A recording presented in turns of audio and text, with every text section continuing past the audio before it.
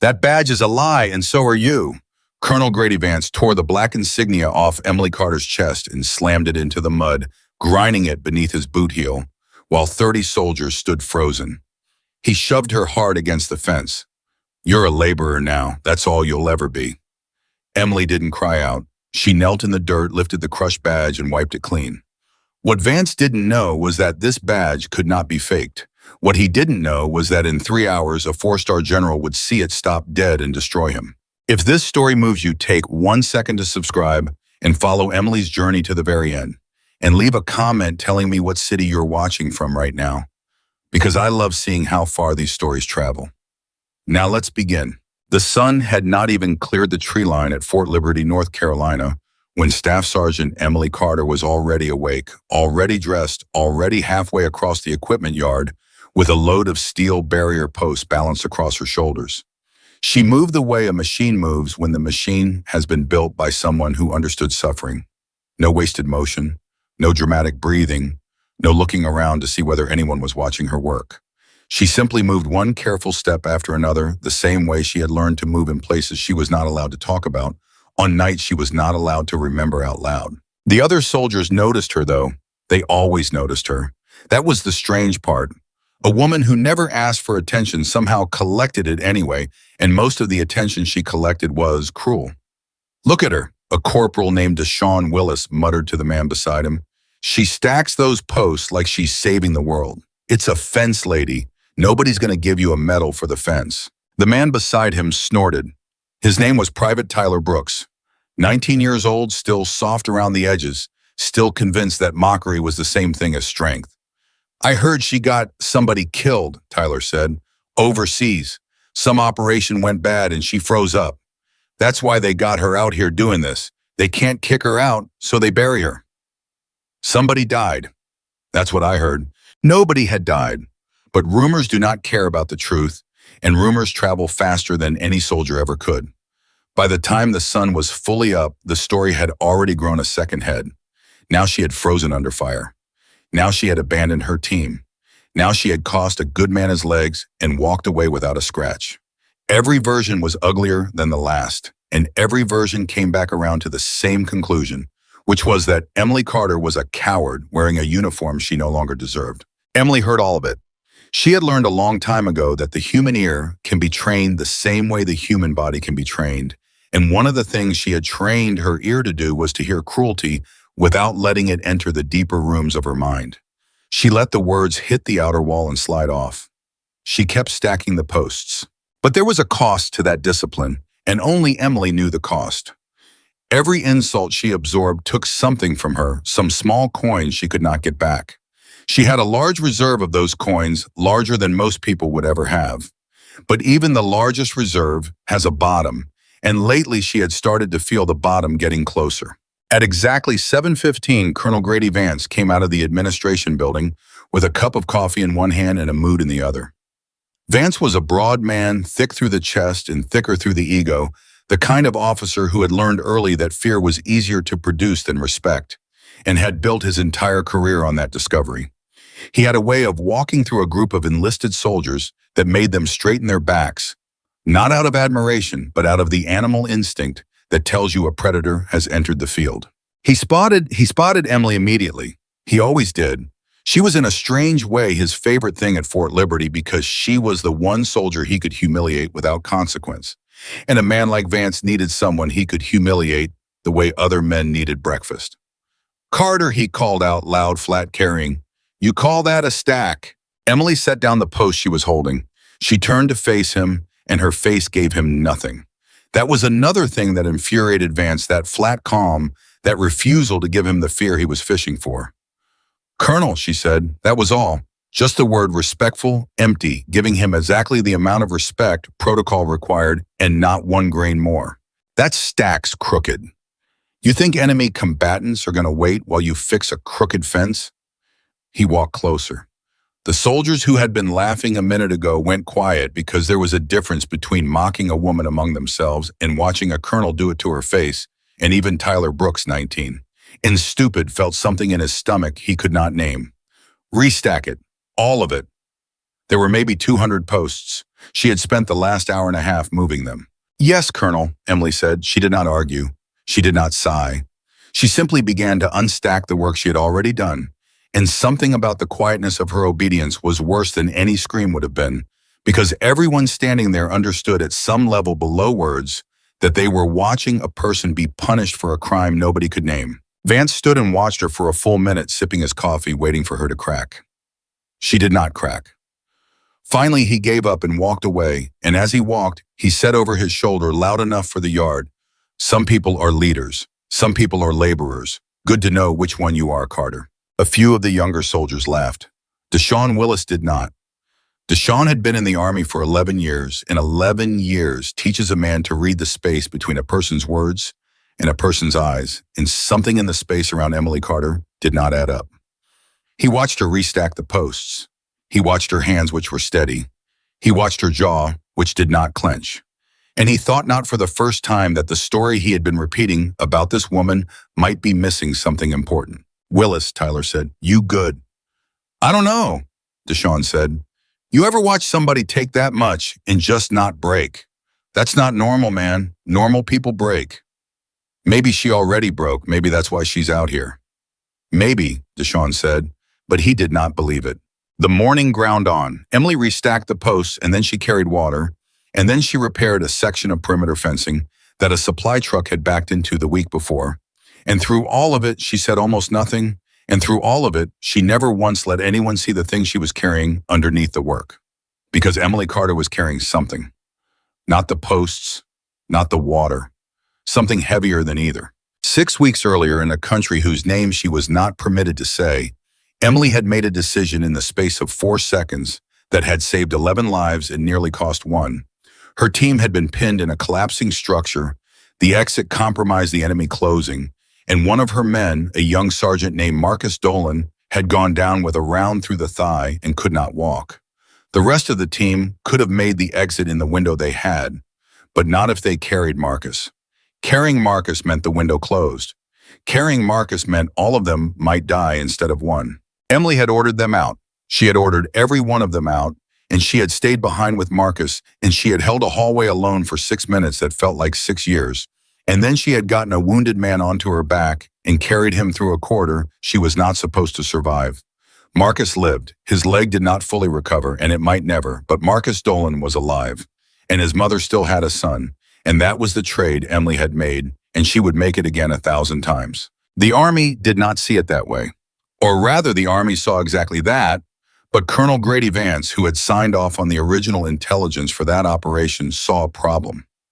Because the intelligence had been wrong, the structure had held threats that the briefing said were not there, and someone was going to be blamed for the fact that Marcus Dolan would walk with a limp for the rest of his life, and Grady Vance had decided in the cold arithmetic of a man protecting his own record that the someone was going to be Emily Carter. He wrote the report. He framed the 4 seconds. He turned the woman who stayed behind into the woman who lost control of her team. He buried the 6 minutes she held alone, and he magnified the one wound she could not prevent, and he did it all with the calm efficiency of a man who has done this kind of thing before, because he had. Emily had been pulled from active operations, stripped of her authority, and assigned to labor duty pending an investigation that was designed from its first line to never clear her. She knew all of this. That it was the hardest part. Emily was not confused about what had happened to her. She understood the mechanism perfectly. She had simply chosen, for reasons she could barely explain to herself, not to fight it in the way most people would fight it, which was to say loudly to everyone that she had been wronged. She did not say it loudly. She did not say it at all. She stacked the posts. Deshaun Willis found her at the water station a little before noon. He had been thinking all morning, and thinking was a dangerous habit in a place where everyone else had already decided what to believe. "Carter," he said. Emily looked up. "Corporal, can I ask you something?" "You can ask." Deshaun hesitated. He was not sure how to say what he wanted to say, so he said it badly. "That story about you, the one everybody's telling, is it true?" Emily considered him for a moment. She had a way of looking at a person that made them feel measured, not judged, just measured the way that a carpenter measures a board before he decides what it can hold. "Which story?" she said. "There are several. The one where you got somebody hurt, where you froze." No, Emily said. That one isn't true. Then why don't you tell people? And here Emily gave him something she had not given anyone in 6 weeks. Not the whole truth, but a corner of it. Because the people telling it aren't asking whether it's true, she said. They're asking whether it's satisfying. And it's very satisfying to believe that the woman doing the worst job on the base is doing it because she earned it. Nobody wants to hear that sometimes the person carrying the boxes is carrying them because someone more powerful needed a name to write down. Deshaun stood there. He did not know what to say to that. It had the terrible ring of something true in truth when you have been repeating a lie lands on you like a weight. That's a heavy thing to just carry around by yourself, he said finally. I'm used to carrying heavy things, Emily said, and she picked up the water canister and walked back toward the fence line, and Deshaun Willis stood at the water station for a long moment and felt for the first time genuinely ashamed of himself. That would have been the whole of it. Another day, another 200 posts, another investigation grinding forward in a file drawer designed to bury a good soldier under the weight of a bad man's fear. That is how these things usually end. The powerful protect the powerful, and the person telling the truth is left to carry boxes in the sun until the truth stops mattering to anyone but her. But that day, something happened that Grady Vance had not planned for. That day, a car came through the main gate of Fort Liberty that did not appear on any of the morning schedules, and inside that car was a man whose presence would tear the careful lie apart at its seams. His name was General Richard Walker. The gate guards nearly gave themselves whiplash coming to attention. A four-star general does not simply appear at a base without an entourage of nervous officers and 3 weeks of preparation, and yet here he was in a plain sedan with a single aide and no announcement, because Richard Walker had learned across 40 years of service that the only way to see how a place truly ran was to see it before it knew you were coming. The word moved through Fort Liberty like fire through dry grass. General on base. General on base. Colonel Vance, who had been enjoying a leisurely coffee in his office, went white and then red, and then began issuing frantic orders to make the base look like the base he pretended it was. Walker was not interested in the base Vance pretended it was. Walker walked. He walked past the motor pool and past the barracks and past the administration building, and his aide, a sharp young captain named Priya Nadeem, walked beside him with a tablet she never got to use because the general was not reading. He was looking. And what the general was looking for, though he could not have told you in advance, was the one thing at any installation that told him the truth about how it was run, which was how the base treated the person at the bottom of it. He found her at the fence line. Walker slowed. He did not know why at first. There was a woman working alone, a staff sergeant by her rank, doing manual labor that should have been assigned to a work detail of 3 or 4, and she was doing it with an economy of motion that stopped him cold. He had been around soldiers his entire adult life. He knew how a person moved when they had been trained by ordinary instructors, and he knew how a person moved when they had been trained by the kind of program that broke 90 men to keep one. This woman moved like the second kind. Every motion was already the next motion.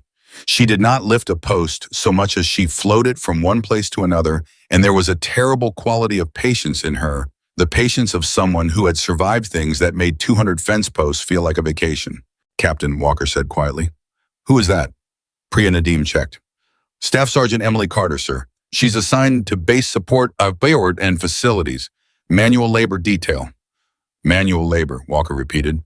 By that one. Something in his voice made his aide look up. Why? I'd have to look into it, sir. Look into it. And then the sun did the thing that no lie can plan for. The sun came out from behind a bank of cloud, and it fell across the yard, and it caught the vest of the woman working at the fence, and it flashed off a small black badge fixed to the front of that vest. General Richard Walker stopped walking entirely. He knew that badge. There were perhaps 60 living people in the entire United States military who would have known that badge on sight, and he was one of them because he had been in the room years ago when the program that produced that badge was still classified above the level most generals ever reached. A Nightshade insignia, not a decoration, not a unit patch. A mark earned by a number of operators so small that Walker could have named most of them, and every single one of them had been through a selection process that the Army did not admit existed on missions the country would never publicly acknowledge. And one of them was stacking fence posts in the North Carolina sun while a 19-year-old private laughed at her. "Captain," Walker said, and his voice had changed. It had gone very quiet and very cold. "Get me Colonel Vance, now." Grady Vance came at a near run, sweating through his uniform, arranging his face into the practiced smile of a man who has spent his career telling superiors what they wanted to hear. "General Walker, sir, what an honor. I wish we'd had. Notice we could have prepared a proper." "Colonel." Walker did not turn to look at him. He was still watching Emily. "Why is a Nightshade operator carrying fence posts on my base?" The smile fell off Grady Vance's face like a picture off a wall. "Sir, that badge, we believe that badge may not be, authentic. Sir, there's been some question about." Walker turned then. He turned and looked at Grady Vance the way a man looks at something he has found on the bottom of his boot, and every soldier within 50 feet felt the temperature of the yard drop. "That badge," Walker said, "cannot be fake, Colonel. There is no counterfeit market for it because there are not enough people who know it exists to counterfeit it. So I am going to ask you again, and I strongly advise you to answer me with the truth, because I will find the truth with or without you. Why is that woman doing labor?" Emily at the fence had stopped working. She had felt the shift in the yard the way she felt everything before it fully arrived, and she had turned and she saw the 4-star general looking at her, and she saw Grady Vance's face, and she understood in a single terrible flash of clarity that the thing she had buried was about to be dug up whether she wanted it or not. She came to attention. She did not move toward them. She simply stood straight and still and waited, because a soldier of her level did not approach a general. The general approached her, and Richard Walker did exactly that. He walked away from a stammering colonel across the yard past 200 fence posts, and he stopped in front of Staff Sergeant Emily Carter, and he looked at the badge on her vest, and then he looked at her face. "Staff Sergeant," he said. "General, that's a Nightshade badge." "Yes, sir." "You earned it." It was not a question, but Emily answered it anyway. "Yes, sir, I did." Walker was quiet for a moment. Behind him, the entire yard had gone silent. Deshaun Willis had frozen with a canister in his hands. Tyler Brooks, 19, and suddenly not laughing, felt his stomach drop through the floor. Grady Vance stood 20 feet back with the expression of a man watching his own funeral. "Then would you like to tell me," Walker said quietly, so quietly that only Emily could hear the first part, "why you are doing this?" And here was the moment. Here was the moment where Emily Carter could have told him everything. The 4 seconds, the 6 minutes, the wrong intelligence, the name that Grady Vance needed and chose. She could have laid it all at the feet of a 4-star general who already believed her, and she could have watched Grady Vance burn. She did not. "Sir," Emily said, "I was assigned this duty by my chain of command pending an ongoing investigation. It would be inappropriate for me to characterize that process." Walker looked at her for a long moment. He had spent 40 years learning to read soldiers, and he read this one now, and what he read told him more than a full confession would have. Because he had seen guilty soldiers, and guilty soldiers made excuses. He had seen bitter soldiers, and bitter soldiers made accusations. What he had almost never seen in 40 years was this: a soldier who had every right to accuse, and who chose instead to protect the integrity of a process that was being used to destroy her, because destroying the process would have meant becoming for one satisfying moment the same kind of person who had destroyed her. "That," Walker said quietly, "is the most damning thing you could have said. You understand that?" "Sir, a guilty soldier throws her commander under the bus the second a general shows up. You just declined to, which tells me everything I need to know about who's guilty here, and it isn't you." He straightened. "Stay where you are, Staff Sergeant. I'll be back for you." He turned around, and the man who turned around was not the same man who had walked in through the gate. Richard Walker had arrived at Fort Liberty expecting a boring inspection. He was leaving that fence line with the cold and total focus of a general who had just discovered a crime. "Colonel Vance," he said, "you and I are going to have a conversation, and you are going to bring me the entire file on Staff Sergeant Carter. The entire file. Every page. And Colonel," he paused, "if I find that one page is missing, I will personally see to it that the only fence posts you ever touch again are the ones around whatever facility they assign you to. Do we understand each other?" Grady Vance's mouth opened and closed. "Yes, sir," he managed. Walker walked towards the administration building, and Vance scurried after him, and for a moment the yard was left in a stunned and total silence. Then Deshaun Willis set down his canister and walked slowly across the yard to where Emily was still standing at attention, and he stopped in front of her, and he did not know what to say, so he said the truest thing he had. "I'm sorry," he said, "for what I said, for what I believed. I'm sorry, Carter." Emily let herself relax just slightly out of the position of attention. "You didn't know," she said. "That's the thing," Deshaun said. "I didn't want to know. It was easier not to. That's on me." And Emily Carter, who had absorbed 6 weeks of cruelty without breaking, felt something move in her chest, and at that, this one man's willingness to say the thing that cost him something. And she nodded once, and it was enough. But this is where the story turns, and it turns hard, because while Richard Walker sat in a borrowed office, reading a file that made his blood run colder, with every page a message was coming into Fort Liberty over a secure channel that would change everything a second time. A message that would take the story of a wronged soldier and a corrupt colonel, and in the space of a single sentence, make all of it feel small. Because 1,100 miles away, in a place the map did not name, an American operative had just been captured. A person whose knowledge, if it fell into the wrong hands, would put lives at risk across 2 continents. And the teams that could have gone to get that person out were on the other side of the world, hours and hours away, hours that person did not have. And the one operator close enough to matter, the one operator with the experience to lead an impossible extraction on impossible notice, was standing in a fence yard in North Carolina in a labor uniform wearing a badge that Grady Vance had spent 6 weeks pretending was fake. General Richard Walker read the last page of Emily Carter's file. Then he read the incoming message. And then he sat very still for a moment, and he understood with the clarity that comes to certain men at certain moments that the universe had just handed him a soldier and a mission on the same afternoon, as if the 2 things had been waiting for each other.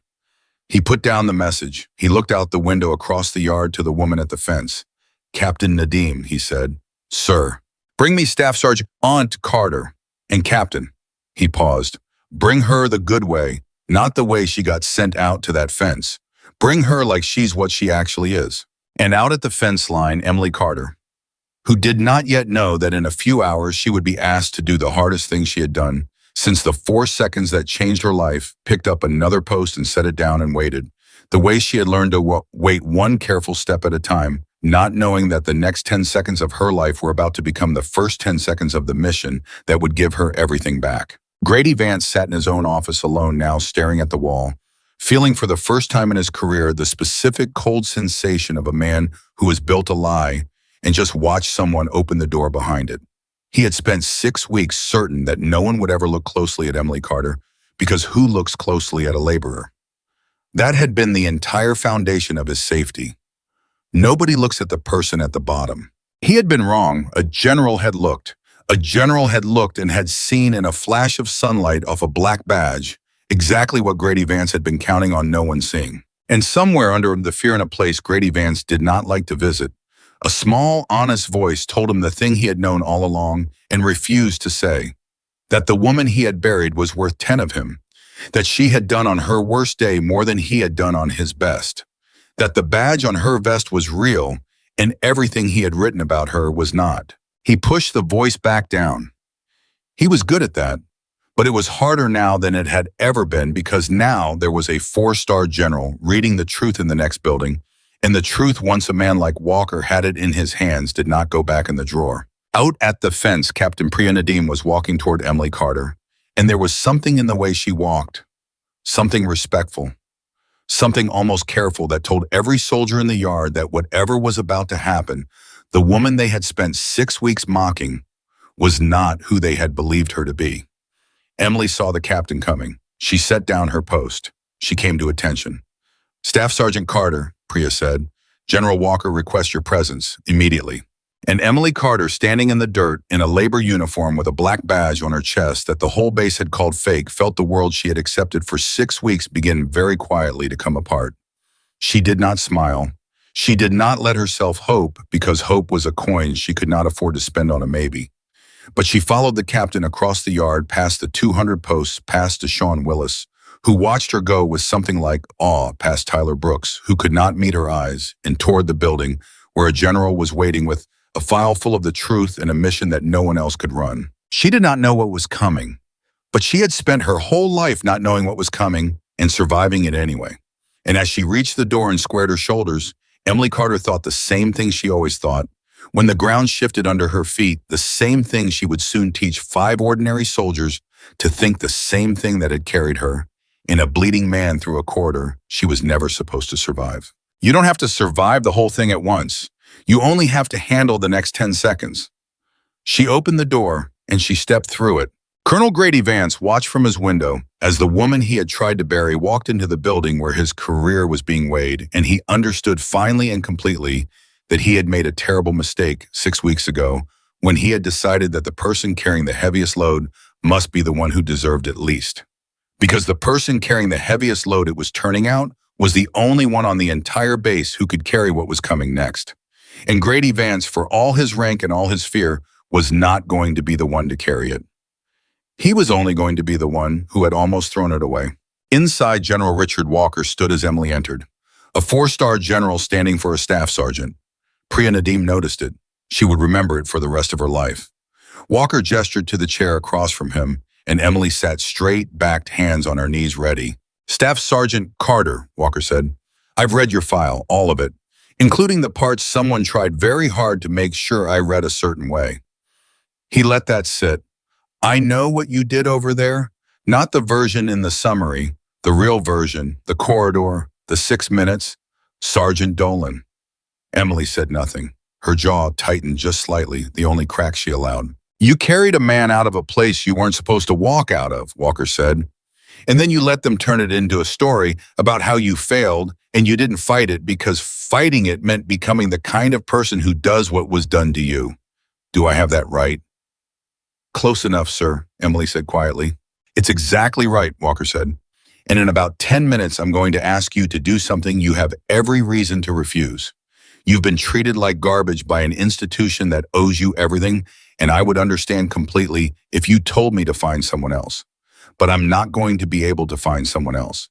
There isn't time, and there isn't anyone else close enough who can do what needs doing. So I'm going to ask. And then I'm going to listen to your answer, and I'm going to respect it, whatever it is." He slid the message across the desk toward her. Emily read it.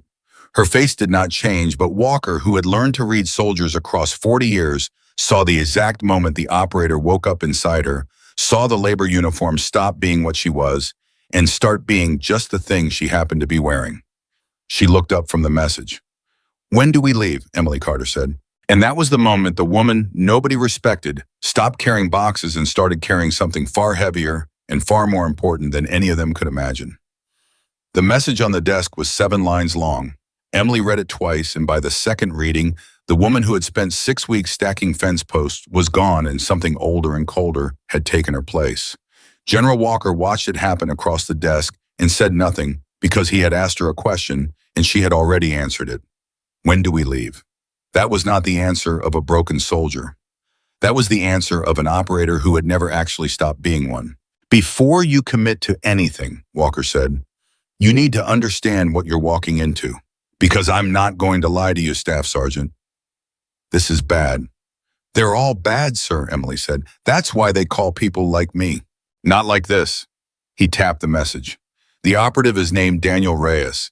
He's been undercover for 14 months building a network overseas. 3 days ago, that network was rolled up. Someone gave him away.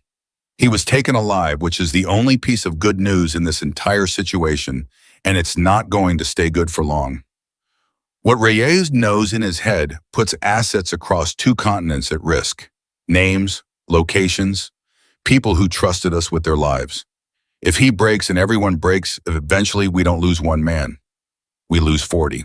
Emily's jaw tightened. "How long does he have?" "Our people estimate 72 hours before they move him to a hardened facility we can't reach. It's already been 20. That leaves you a window of about 2 days, and most of that window is going to be spent getting you there. And the teams that should be running this are 11 hours out on a good day," Walker said. "This isn't a good day. There's weather over the transit corridor and a diplomatic mess in the staging country that I can't untangle fast enough to matter. By the time a proper element reaches the target, Reyes is gone, and 40 people start disappearing one by one." He leaned forward. "You're close. There's a forward sight 4 hours flight from the target, and you can be wheels up within the hour. You are right now the only operator in the hemisphere who can reach that compound before the window closes.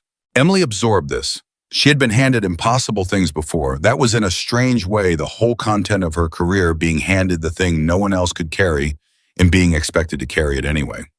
But there was something in Walker's face that told her he had not gotten to the worst part yet. "There's a catch," she said. "You're building up to something. Say it." Walker almost smiled. "You don't waste time, do you?"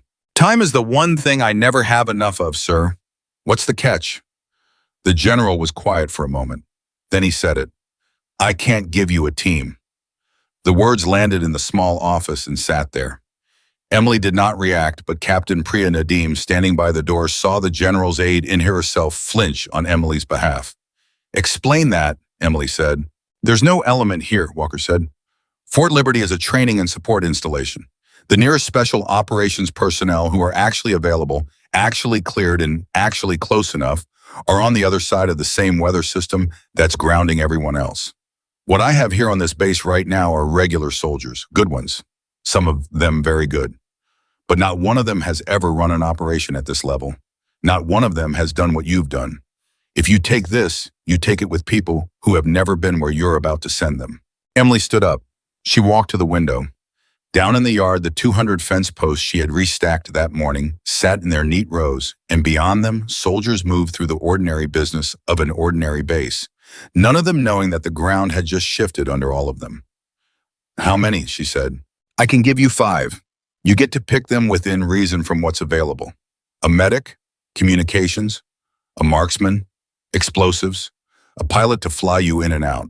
5 ordinary soldiers and you." Walker paused. "It's not enough. We both know it's not enough.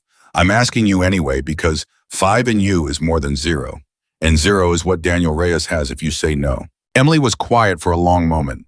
And in that quiet, the thing that Walker could not see moved through her, the memory she carried under everything else. Because 6 weeks ago, she had led a real team, an elite team, the best the country had, and it had still gone wrong. One man had still gone down. And now she was being asked to do something harder with less, and the fear that came with that was not a small fear. It was the specific terror of a person who has already watched the worst thing happen, once being told to walk back into the exact conditions that produced it. "Sir," she said, and her voice was steady, but something underneath it was not. 6 weeks ago, I had the best men in the Army, and a man still got hurt. You want me to take 5 people who've never done this and bring all 6 of us home from a mission the actual professionals can't reach in time? You understand what you're asking." "I understand exactly what I'm asking," Walker said. "I'm asking a soldier who was thrown in the mud this morning to save a man's life this weekend. It's not fair. None of it's fair. But I read your file, Carter, and I know something about you that Colonel Vance was too small to see. You don't lead by being the best operator in the room. You lead by making everyone around you better than they thought they could be. That's rarer than a Nightshade badge, and it's exactly what 5 scared soldiers are going to need." Emily turned from the window. She looked at the general for a long moment, and then she said the thing that changed the entire course of the next 48 hours. "I'll take it," she said, "but I pick the team, and I run it my way. If I say we abort, and nobody second-guesses me from a comfortable chair 1,100 miles away. If those aren't the terms, find another laborer." Walker held out his hand. "Those are the terms." She shook it. What Emily did not know, what Walker had not told her because he did not yet know it himself, was that the intelligence sitting in that 7-line message was already out of date. That the compound she was about to fly into was not the compound in the briefing. That someone somewhere had made a mistake that was about to look exactly like the mistake that had ruined her 6 weeks ago. But that was hours away. Right now there was only the mission and a woman who had just agreed to carry it. The first thing she did was ask for a roster. Priya Nadim brought it within 10 minutes, and Emily read it standing up fast the way she read everything, and Walker watched her eyes move down the list and stop twice and go back once. "You've got someone in mind already," he said. "I've got to start." She pointed at a name. "Corporal Deshaun Willis, 11 years in. He was in the yard this morning. He's the only man on this base who looked at the story everyone was telling about me and decided it didn't add up. That's the person I want on comms. Not the one with the best scores. The one who questions the thing everyone else accepts. That's the man who keeps you alive when the plan falls apart. Walker made a note. Done. Who else? Emily kept reading. And here is where the story tightened because assembling a team is not paperwork. It is a series of small, brutal judgments about who can be trusted with a life.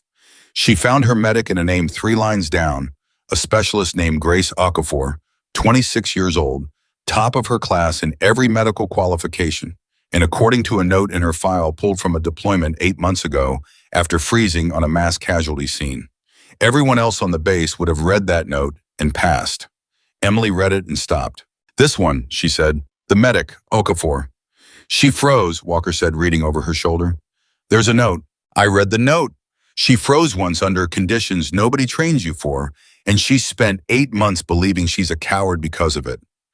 I know exactly what that feels like. Emily looked up. That's the medic I want, because she will never freeze again. Not on my team. She'll cut off her own hand before she lets it happen twice. Give me the soldier who's terrified of failing over the one who's never had to be every single time. Walker looked at her, and something in his expression shifted toward respect. You're not picking a team, he said. You're picking people who've been where you are. I'm picking people who've been broken and want to prove they're not, Emily said. That's the only kind of person worth having when the ground drops out. Comfortable people run. Broken people who got back up, they hold. She went back to the list. Marksman. She found him fast. A sergeant named Cole Barrett, a former competitive shooter, flawless on paper with a single line in his record about a temper that had cost him a promotion. Communications she had. Explosives took longer, and she settled on a quiet staff sergeant named Miguel Farrow. 12 years in twice passed over a man who, according to his file, did the job perfectly and never once made anyone remember he existed. Emily circled his name hard. Him, she said, the invisible one. Why him, Walker asked. Because a man who spent 12 years being overlooked has spent 12 years watching. He notices everything nobody else notices because being invisible taught him to. That's the man I want next to a device that kills everyone if it goes wrong. And the pilot was the hardest because she needed someone who could fly in weather and land in the dark on a spot the size of a driveway. And there was exactly one name on the base with those hours. A chief warrant officer named Jack Delaney, 44 years old near the end of his career, a man who had flown 3 tours and been quietly benched after a hard landing that a review board had cleared him for, but that had followed him anyway. Delaney, Emily said. He's had one bad night in 20 years and they've made him fly a desk ever since. You keep picking the ones with a mark on them, Walker observed. Sir, so do you. You picked me. Emily set down the roster. Everyone on this list has a reason to prove something. That's the team. 5 people the Army wrote off, and 1 it buried in a fence yard. Get them in a room. I want to look at them before I decide if this is a rescue or a funeral. 20 minutes later, they were in a room. It did not go well. They came in one at a time, and Emily watched each of them clock her labor uniform and watched the recognition move across their faces because every one of them had heard the story. The coward. The one who froze. The laborer. Deshaun Willis was the only one who came in and stood straight and gave her a nod of something like faith. The other 4 came in wearing their doubt on the outside. Cole Barrett, the marksman, said it out loud because that was the kind of man he was. No offense, Staff Sergeant, but I heard you got a guy shot and then walked away. And now they want you to lead this. With respect, I'd like to know who I'm actually following before I follow them into a compound full of people who want to kill me. The room went quiet. Emily let it stay quiet for a moment. Then she walked over to Barrett and stood in front of him close and looked up at him because he was tall and she was not. You want to know who you're following, she said. That's fair. That's the smartest thing anyone said in this room. So here it is. 6 weeks ago, I had a man go down with a round through his leg in a building that was collapsing. My team had a window to get out. If I carried him, we lost the window. Everyone taught you that you leave the wounded and you save the many. I ordered my team out. Then I stayed behind alone in a hallway for 6 minutes and I held it, and then I put that man on my back and I walked him out through a corridor I was not supposed to survive. He lived. Every single person on that team lived. And the report you read, the one that says I got a man shot, was written by a colonel who needed a name to blame for bad intelligence. That's who you're following, Sergeant Barrett. A woman who's been left behind by everyone in her chain of command and still won't leave anyone behind. If that's not good enough, the door's right there. No hard feelings. I don't want a man beside me who doesn't want to be there. Cole Barrett stared at her. Nobody in that room breathed. And then slowly Barrett's jaw unclenched and something in his eyes changed and he said quietly, "That's good enough." "Then sit down," Emily said. All of you, sit down. Because we've got 4 hours to become something the Army says takes 4 years, and I don't intend to waste 1 minute of it. They sat. And here is where the second half of the mission truly began. Not in a helicopter, not in a firefight, but in a briefing room, where a woman who had been called a coward all morning began hour by hour to build 5 broken soldiers into a team. She did not do it by inspiring them. She did it by teaching them relentlessly one small skill at a time, and by refusing to let a single one of them believe for 1 second that they were not capable. Grace Okafor, the medic, was the one who nearly didn't make it through the first hour.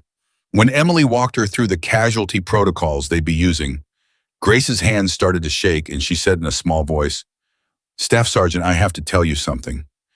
8 months ago, I froze. There were too many wounded and I froze. If that happens out there, people die because of me. You should know that before you count on me." The room went still. Everyone had heard the story. Nobody had expected her to say it out loud. Emily crossed the room and crouched down in front of her, so they were eye to eye. "Grace," she said, "look at me. You froze once. You want to know why?" "Because I'm not strong enough." "No," Emily said. "You froze because you were trying to save everyone at the same time and no one can carry that. It's too heavy. It broke you because it would break anyone." She put a hand on Grace's shoulder. "So out there, you're not going to try to save everyone. You're going to do one thing. The next thing, the wound in front of you right now and nothing else. You don't carry the whole battlefield. You carry the next 10 seconds. Can you carry 10 seconds? Grace looked at her. "Yeah," she whispered. "I can carry 10 seconds. "Then you can carry all of it," Emily said, "because that's all any of it ever is. 10 seconds and then the next 10. That's the whole secret. That's everything I know." And Grace Okafor, who had spent 8 months believing she was a coward, felt something come loose in her chest that had been locked for 8 months. And for the first time since that terrible day, she believed she might be able to do the job again. That was the moment Deshaun Willis, watching from across the room, understood what Walker had understood that morning at the fence.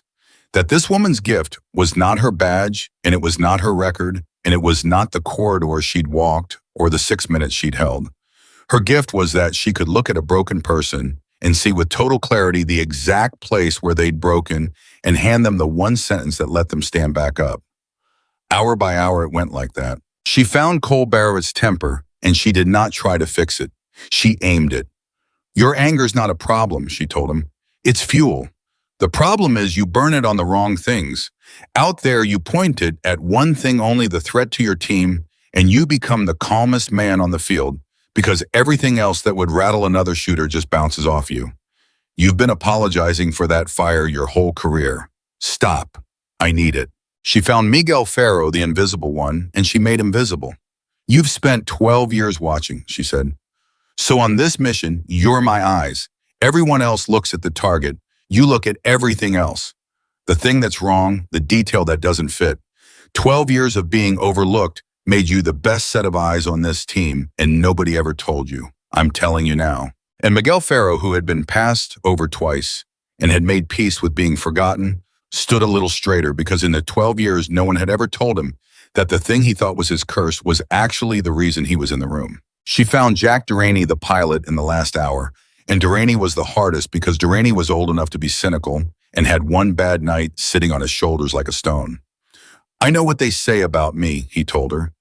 "One bad landing and I'm the guy they don't trust with the good flights anymore." "I read the review board," Emily said. "They cleared you. The landing was survivable weather and a mechanical fault, and you brought that bird down and everyone walked away, and the Army thanked you by putting you on a shelf." She looked at him. "I don't have anyone else who can fly what I need flown tonight. I don't want anyone else.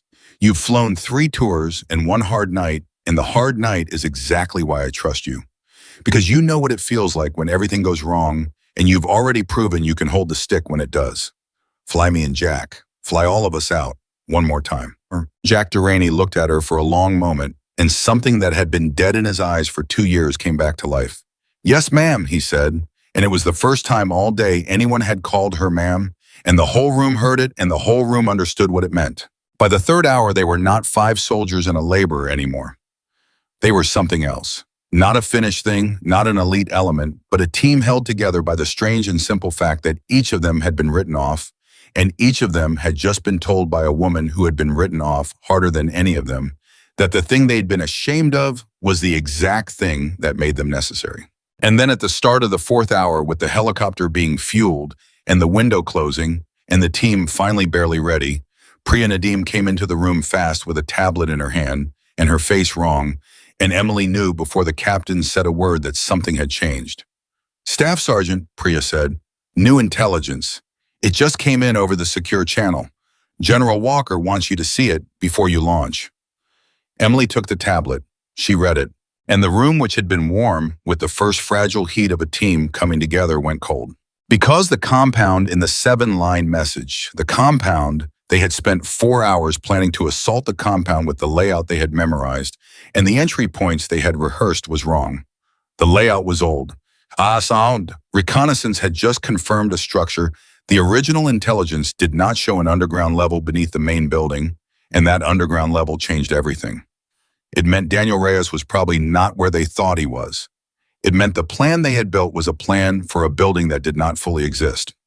And it meant that somewhere in the chain, someone had handed Emily Carter bad intelligence about a compound exactly the way someone had handed her bad intelligence about a compound 6 weeks ago, the bad intelligence that had put a round through Marcus Dolan's leg and buried her in a fence yard.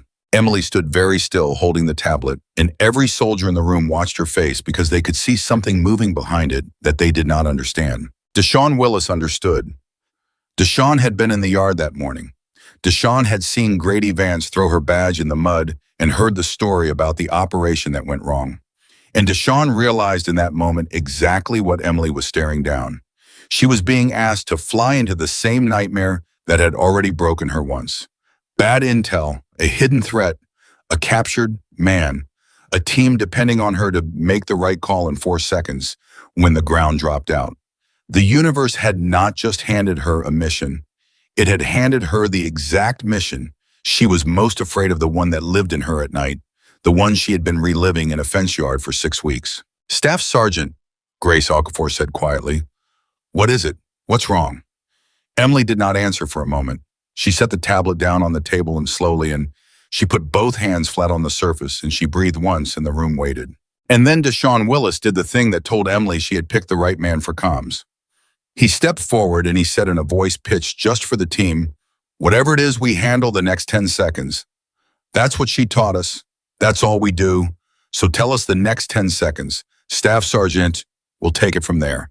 Emily looked up at him, and something in her face steadied because the words she had given them 4 hours ago had just come back to her from the mouth of a man she had spent 6 weeks believing, thought she was a coward, and there is a particular strength in hearing your own truth handed back to you when you need it most. "The intelligence was wrong," Emily said, and her voice was level, now controlled the voice of a leader, making a hard fact small enough to hold. "The compound has a level we didn't know about. Underground. It means Reyes might not be where we plan. It means the layout we memorized is only half the building. It means we're flying into something bigger and darker than anyone briefed us on." She paused. "I'm going to be honest with all of you because you've earned honesty. This is the exact situation that went wrong for me 6 weeks ago. Bad intel, a hidden threat, a man's life on my shoulders. So if any of you want to know whether I'm scared right now, the answer is yes, I'm scared." The room absorbed that. A leader admitting fear out loud on the edge of a mission. It should have broken their confidence. It did the opposite. Because there is nothing more steadying than a leader who tells you the truth when a lie would be easier. "But here's what's different this time," Emily went on, and now her voice had an edge in it, a warmth and a fire together.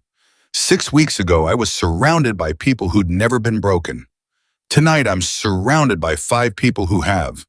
Grace froze once, and she's never going to freeze again. Cole's got fire nobody could use, and tonight I'm going to use it. Miguel sees the things nobody else sees, and tonight that's going to save our lives. Jack's flown through the worst night of his career and lived, so he's not going to blink at this one. And Deshaun questions everything everyone else swallows, which is exactly why he's the one who's going to catch the next lie before it kills us. The intelligence was wrong, fine. Intelligence is always wrong. The difference between a team that dies and a team that comes home is whether they trust each other when the plan breaks. And I trust every single one of you. She looked around the room at each of them. The question is whether you trust me. There was a silence. And then Cole Barrett, the marksman, who 3 hours ago had asked her to prove she was worth following, stood up out of his chair and said, "Yeah, we trust you."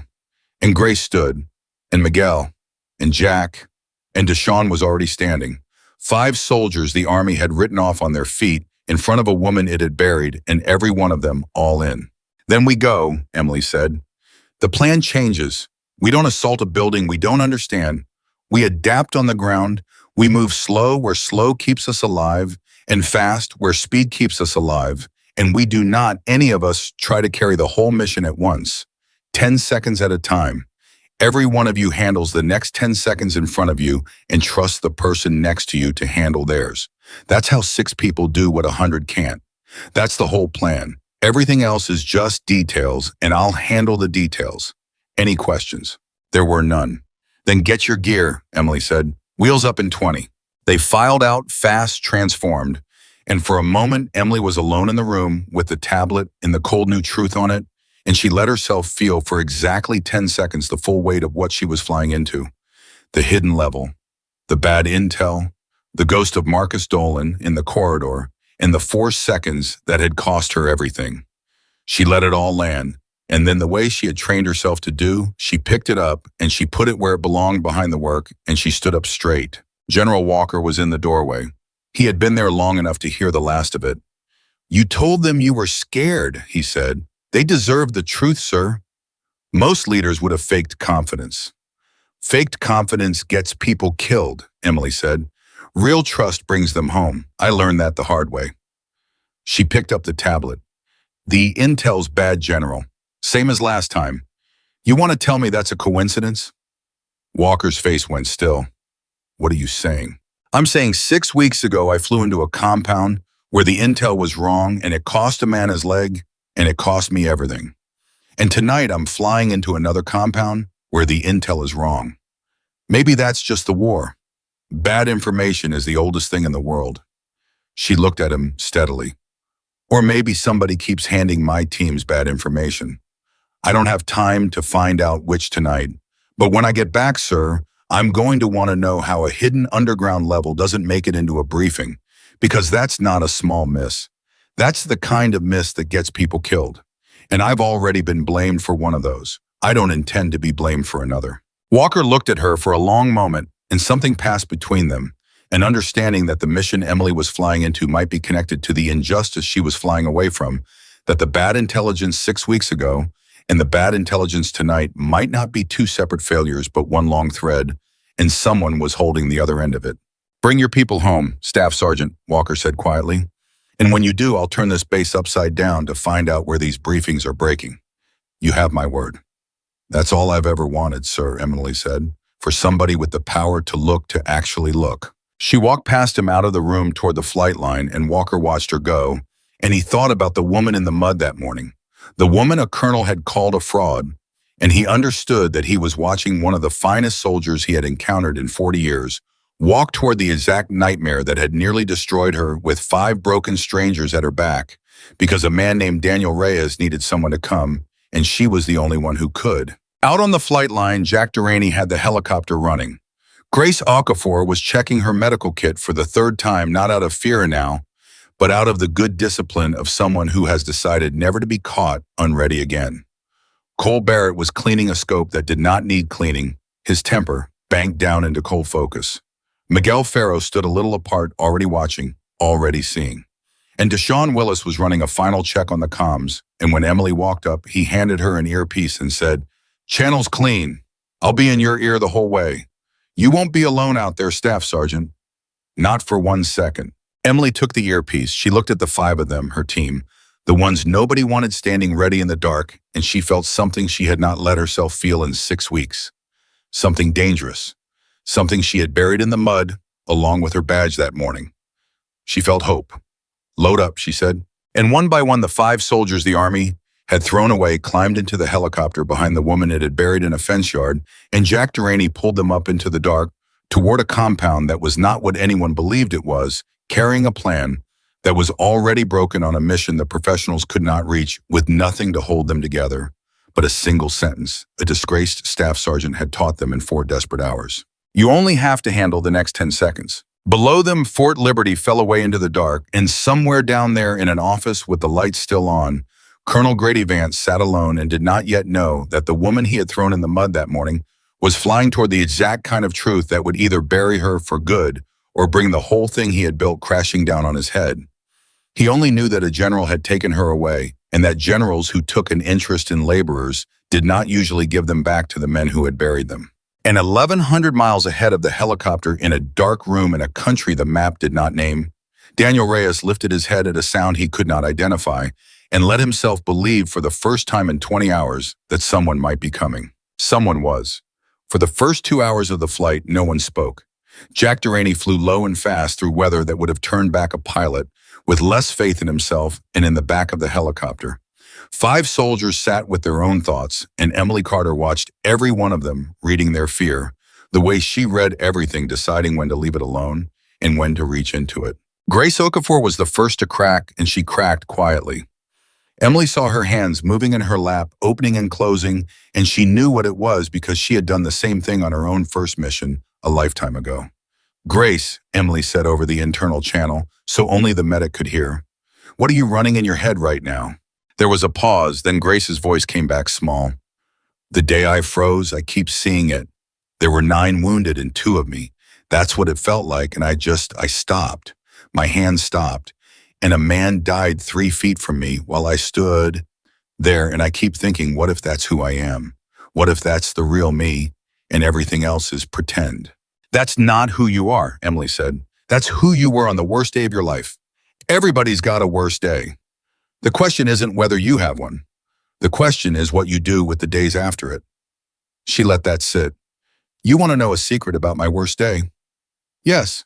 "When Marcus Dolan went down and I gave the order to leave him, there were 4 seconds where I didn't know if I was going to be able to go back for him. 4 seconds where the smart thing, the trained thing, was to run with my team and let him die, and I felt myself almost do it. Almost. I've never told anyone that. Not the general, not the review board. For 4 seconds, I almost left a man to die to save myself." Emily's voice was steady. "So don't tell me about the person you were for a few seconds on the worst day of your life, Grace, because I've been that person too. Everyone who's ever done this has. What matters is the 5th second. What matters is that I went back. And what's going to matter tonight is what you do in the second after your hands want to stop. That's the only second that counts." Grace was quiet for a long moment. Then she said, "Thank you, Staff Sergeant. Don't thank me. Just be there when I need you. That's all I want from anyone." Deshaun Willis, monitoring the channels, had heard the whole thing, and he said nothing. But something in him had shifted permanently in the last several hours, because he had spent that morning believing the story about the coward in the fence yard. And now he was flying into a war behind a woman who had just admitted to a terrified medic that she'd almost broken too, and had somehow made that admission into the strongest thing anyone in the aircraft had heard all night. At the 2-hour mark, the weather broke and Jack Delaney's voice came over the channel tight. "Staff Sergeant, we've got a problem. I'm reading activity on the approach corridor that shouldn't be there. Somebody's got eyes on the airspace we plan to come in through." Emily was up against the cockpit in a second. "Talk to me, Jack. Original plan had us coming in from the east low using the ridge line to mask our approach. But there's a signal source right on that ridge now that wasn't in the briefing. Either they moved a picket out there, or that briefing was even more wrong than we already knew." And there it was again, the bad intelligence, the thing that wasn't supposed to be there. Emily felt the cold echo of 6 weeks ago move through her, and she pushed it down because there was no time for ghosts. "Options," she said. "I can bring us in from the south," Jack said, "but south means crossing open ground on foot for an extra kilometer. And it means I set you down farther from the compound than we wanted. You'll have more distance to cover and less time to cover it. Or we come in east and hope the picket doesn't see us." "I don't like hope, Staff Sergeant. Hope's what killed a lot of pilots I knew." "Neither do I," Emily said. "Take us south. We walk the extra kilometer. I'd rather have tired legs than a compromised approach. She turned to the team. Change of plan. We're setting down farther out. Extra ground to cover on foot. Miguel, this is where you earn your seat. From the second we hit dirt, you're watching everything that isn't the objective. Anything that moves, anything that's wrong, you call it. Understood. Miguel Ferro nodded once. Understood. Jack Durrani banked the helicopter south and the extra kilometer began before they had even landed. They set down in the dark hard and fast and Jack's voice followed them out the door. I'll hold at the fallback point. You call, I come. But this bird makes noise, Staff Sergeant, and every minute I'm on the ground close to that compound is a minute somebody might hear me. Get in, get your man, get out. I can't loiter forever. Understood, Jack. 10 seconds at a time. That goes for you too. You handle the extraction window. We'll handle the rest.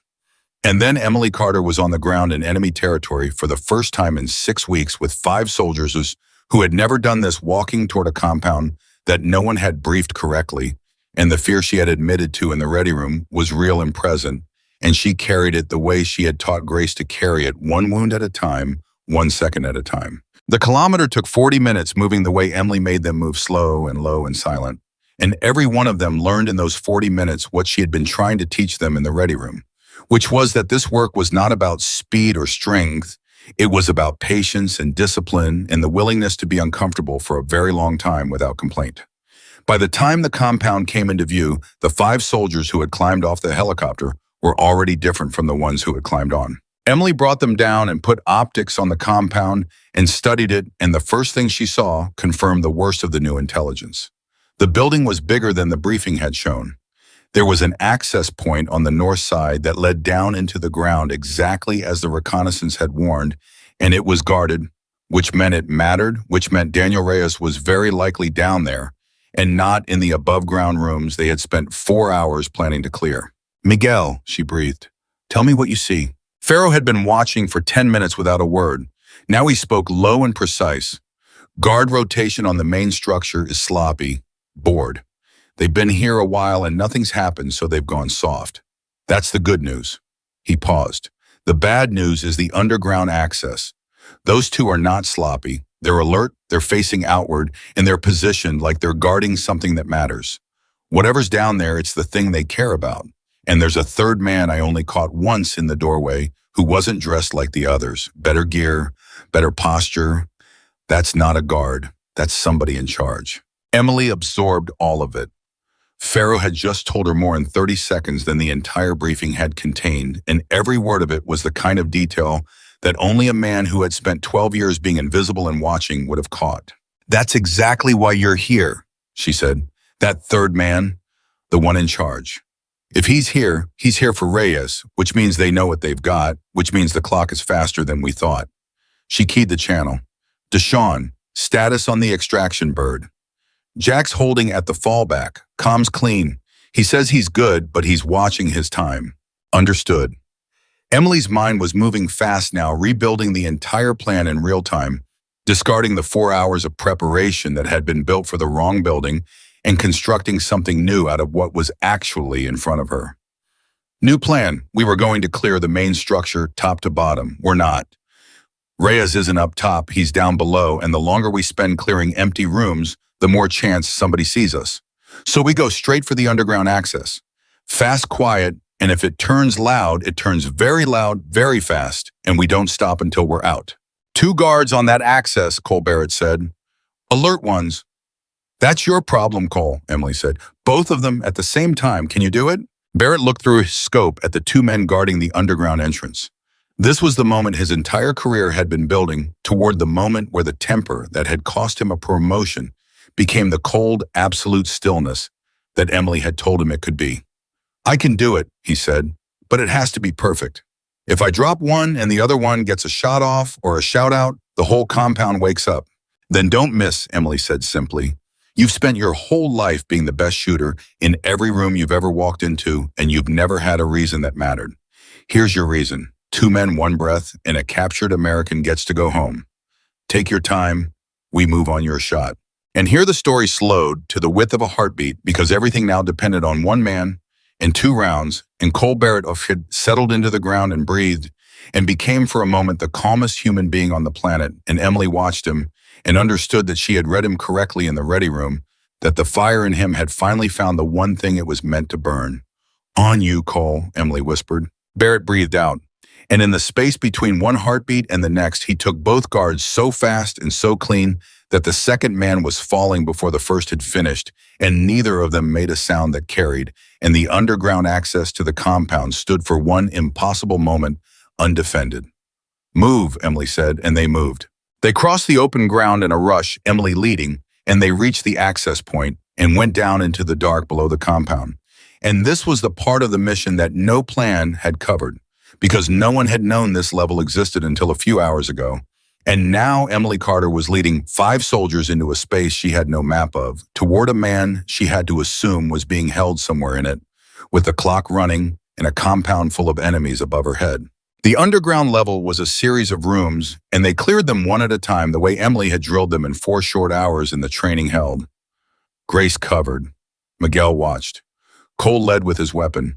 Deshawn kept the channel alive and Emily's connection to Jack and the extraction window intact. And in the 3rd room they found him. Daniel Reyes was alive. He was in bad shape, 14 months undercover, and then 20 hours of captivity written all over him. But he was alive, and he was conscious. And when the door opened and he saw American soldiers, something broke open in his face that none of them would ever forget. The specific expression of a man who had stopped believing anyone was coming and had just been proven wrong. "You came," Reyes said, his voice cracked. "I told myself nobody was coming. I told myself I was already dead. Who sent you?" "Doesn't matter right now," Emily said, already moving to him, already checking him, already calculating. "Can you walk?" "I can walk, slow. They didn't break my legs. They were saving that." A grim flicker of dark humor from a man who had been very close to the edge. "How many of you are there?" "6, Emily said. Reyes actually laughed a broken, disbelieving sound. 6. They sent 6 people to a compound with 40. Who plans that?" "Nobody planned it," Emily said. "It's what there was. Grace, get him ready to move. Miguel, Cole back on that access. Deshawn, get Jack turning. We are not spending 1 second longer down here than we have to." And this is where the mission, which had gone almost too smoothly, turned. Because as Grace got Daniel Reyes to his feet, Miguel Ferro's voice came over the channel low and urgent, the voice of a man who had just seen the thing nobody else saw. "Staff Sergeant, we've got movement up top, a lot of it. That 3rd man, the one in charge, he's not asleep. Somebody found the guard's Cole dropped. The compound's waking up. We've got maybe 2 minutes before this whole place knows we're here." The clock, which had been merely running, began to scream. "Understood," Emily said, and her voice did not change because that was the thing about her. The thing that made her worth following, that her voice never changed no matter how bad it got. "Everybody hear that? Compound's awake, 2 minutes. That means we don't get the quiet exit. We get the loud one. Here's how it goes. Cole and Miguel take the access and hold it. Grace, you're on Reyes. You do not leave his side. You keep him moving no matter what. Deshawn, you are my link to that helicopter, and I need Jack inbound the second we hit open ground. And everybody remember what I told you. You don't survive the whole thing at once. 2 minutes is just 12 sets of 10 seconds. Handle the 10 seconds in front of you and trust the person next to you. That's all. That's everything." They came up out of the underground level into a compound that was coming alive, and the loud exit began. It went bad in exactly the way Emily had known it might, and it went bad fast. There were more of them than the briefing had said because the briefing had been wrong about everything, and Cole Barrett's rifle became the only thing between the team and the men pouring out of the main structure. And Cole Barrett was magnificent cold, imprecise, and absolutely without panic, the fire in him finally burning the thing it was made to burn. Miguel Ferro moved beside him, calling threats, seeing everything, and the 2 men held the access point long enough for Grace to get Daniel Reyes out into the open and moving toward the extraction point. And then Grace Okafor came to the moment she had been dreading her entire adult life, the moment that had lived in her nightmares for 8 months, the moment where the wounded piled up faster than she could handle them, and her hands wanted to stop. Because Cole Barrett went down. He took a round through the shoulder holding the access point, and he went down, and for one terrible instant, The whole exit hung into the balance because Cole was their gun. Cole was the thing keeping the enemy back, and Cole was bleeding on the ground with the Daniel Reyes still not clear and the compound fully awake now and closing in. And Grace Okafor felt her hands start to stop. She felt it happen, the exact thing from 8 months ago. The freezing, the moment where the wounded and the fear and the impossibility of it all rose up and locked her in place, and a man was going to die 3 feet from her again, and she was going to be the coward she had always known she was, and Grace. Emily's voice came through the chaos, cutting through it low and absolutely calm. The next second, just the next second, what's the one thing in front of you? And Grace Okafor, on the edge of the abyss she had been terrified of for 8 months, heard the voice of the woman who had told her she wasn't a coward, and she looked down at Cole Barrett bleeding in front of her, and instead of seeing the whole impossible battlefield, she saw one wound, one shoulder, one thing she knew exactly how to fix. Her hands did not stop. They moved.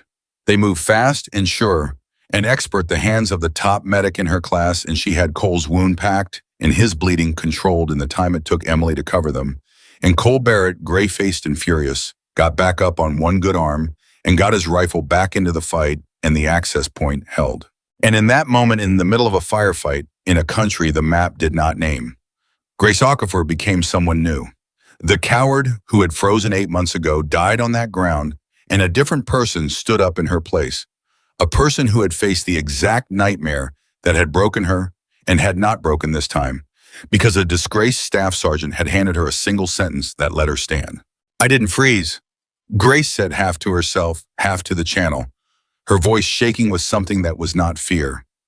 "Staff Sergeant, I didn't freeze." "I know," Emily said. "I never thought you would. Now keep moving. We're not done."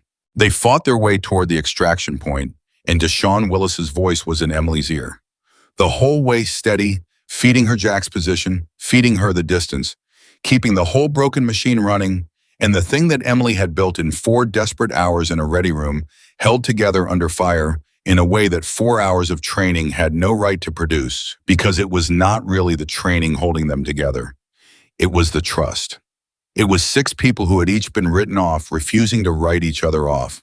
And then 100 meters from the extraction point, with Jack Delaney's helicopter already inbound, bound, and audible in the dark, Emily faced the exact choice that had haunted her for 6 weeks. Because Miguel Ferro went down. He went down, covering the rear, doing the invisible work, watching the thing nobody else watched, and he took a hit, and he could not walk. And suddenly Emily Carter was standing in the precise nightmare that had ended her career 6 weeks ago, a wounded man on the ground, a window closing a team that would make the extraction if they left him, and might not if they carried him. And the 4 seconds beginning again, the same 4 seconds, the same impossible arithmetic, the same choice between the one and the many. Everything in her training screamed the same thing it had screamed 6 weeks ago. Leave the wounded, save the team, make the window. And for one terrible instant, Emily Carter stood frozen at the center of her own worst memory, and every ghost she carried rose up at once. Marcus Dolan in the corridor, and the report in the fence yard, and Grady Vance throwing her badge in the mud, all of it converging on this one instant, on the dark ground with Miguel Ferro bleeding at her feet. But this time was different, and the difference was not in the choice. The difference was that this time she was not alone. "Staff Sergeant," Deshaun Willis's voice in her ears steady as a heartbeat. "Whatever you're thinking about doing alone, don't. That's not the lesson. You taught us we handle it together. So we handle Miguel together. Cole Grace converge on Ferro. We carry him out as a unit, and Jack holds that bird until we're all on it. Nobody gets left. That's the plan. That's your plan, Staff Sergeant. We just believe it more than you do right now." And Emily Carter, standing in the wreckage of her own worst night, heard her own truth handed back to her for the second time that day. And something broke loose in her chest, the thing she had been carrying alone for 6 weeks, the belief that leadership meant standing alone at the terrible center of every impossible choice. Because she saw it now. She saw what 6 weeks in a fence yard had blinded. The reason it had gone wrong 6 weeks ago was not that she made the wrong choice. She had made the only choice available to her alone. The tragedy was that she had been alone. And she was not alone now. She had built a team in 4 hours out of 5 people nobody wanted, and that team was already moving toward Miguel Ferro. And the choice that had been impossible for one person was suddenly simply obvious for six. "You're right," Emily said, and her voice cracked just once on the words. "You're right, Deshawn. Converge on Pharaoh. We carry him out together. Nobody gets left. Not tonight, not ever again." And they did. Grace got to Miguel and stopped his bleeding, while Cole and Emily covered, and then two of them got him up between them, and they moved as one thing. One organism, six people, and a rescued operative flowing toward the helicopter that was setting down in a storm of noise and dust. And Jack Delaney held that bird on the ground, while the whole compound came down on them, held it past the point where any reasonable pilot would have pulled up, held it because a woman had told him she trusted him with the extraction window, and he was not going to be the reason anyone got left behind. They got Miguel on. They got Reyes on.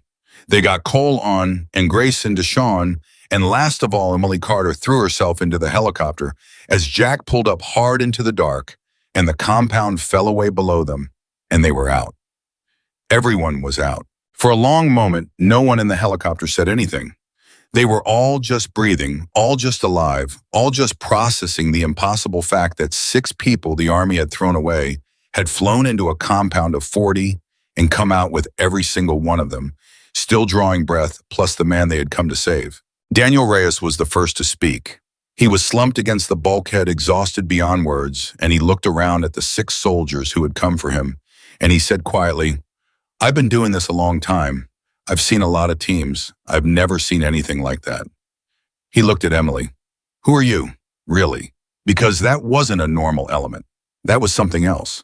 Emily leaned her head back against the bulkhead and closed her eyes, and for the first time in 6 weeks, maybe longer, the thing she had been carrying under everything else was gone, or at least quiet, at least still. "We're the ones nobody wanted," she said. "That's who we are. 6 people the Army wrote off on the worst day of somebody's life."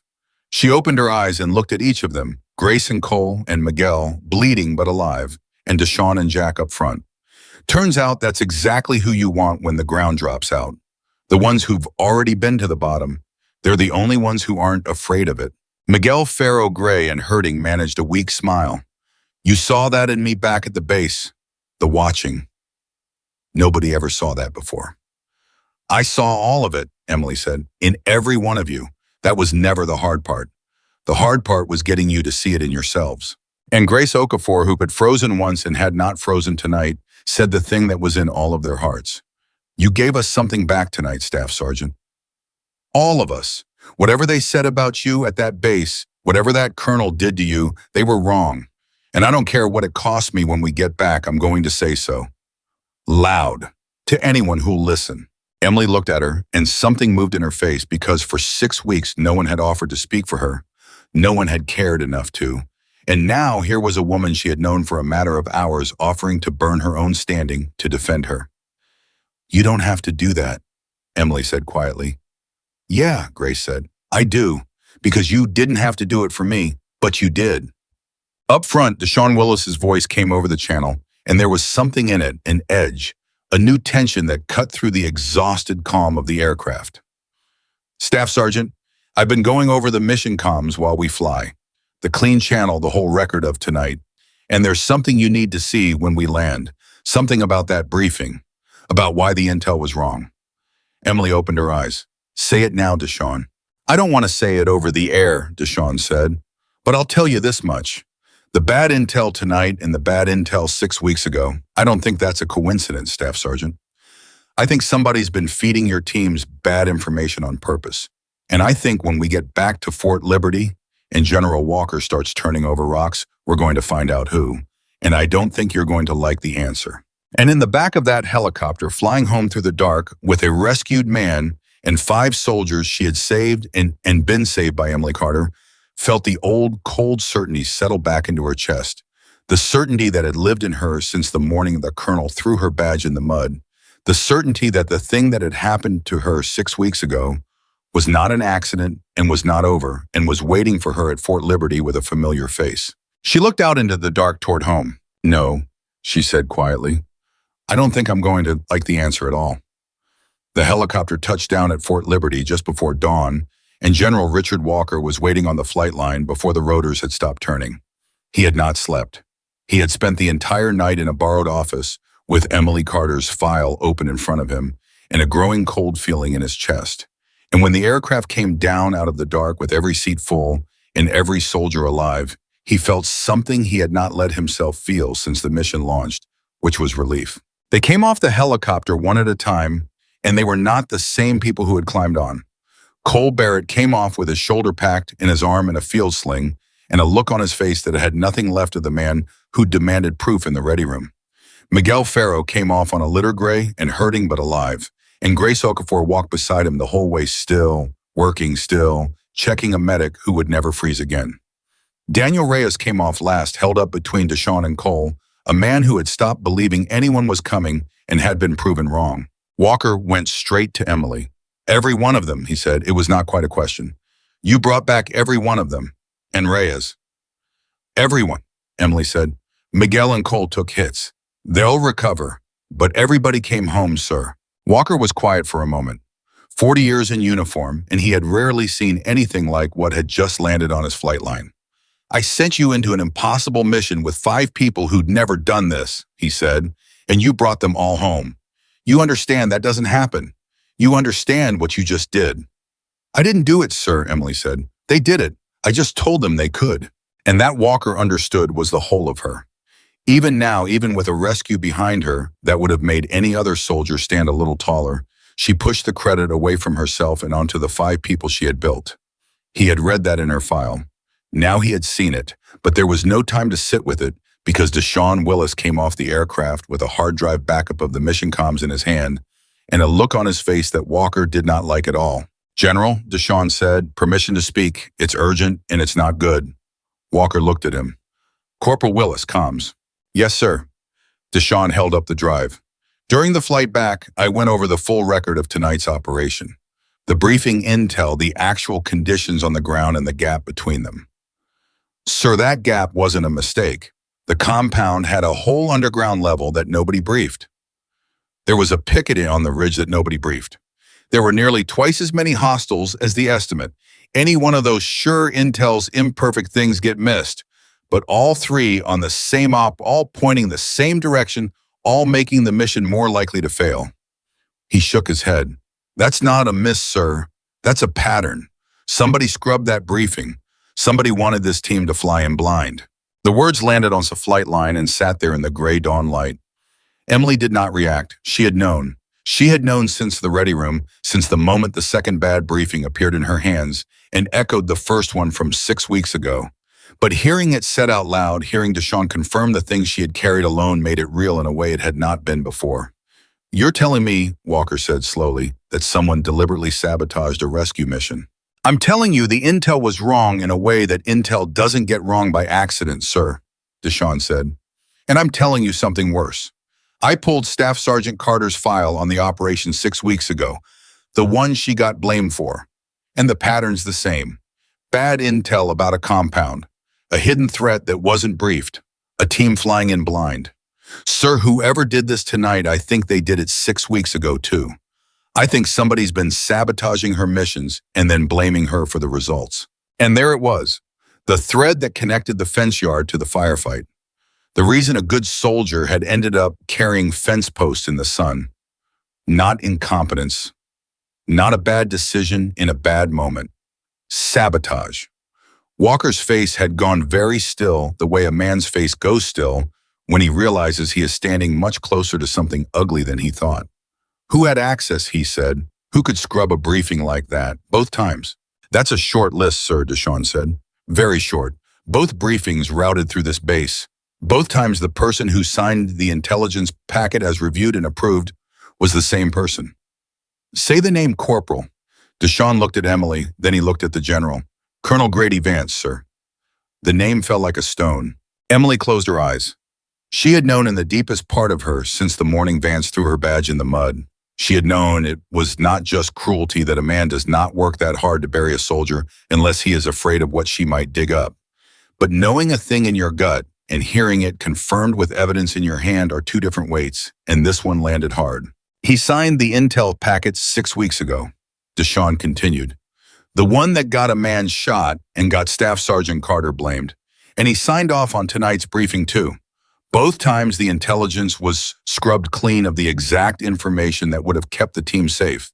And both times the person who'd take the fall when it went wrong was her. Walker turned and looked across the flight line toward the administration building, where a light was on in a certain office, because Grady Vance had not slept either.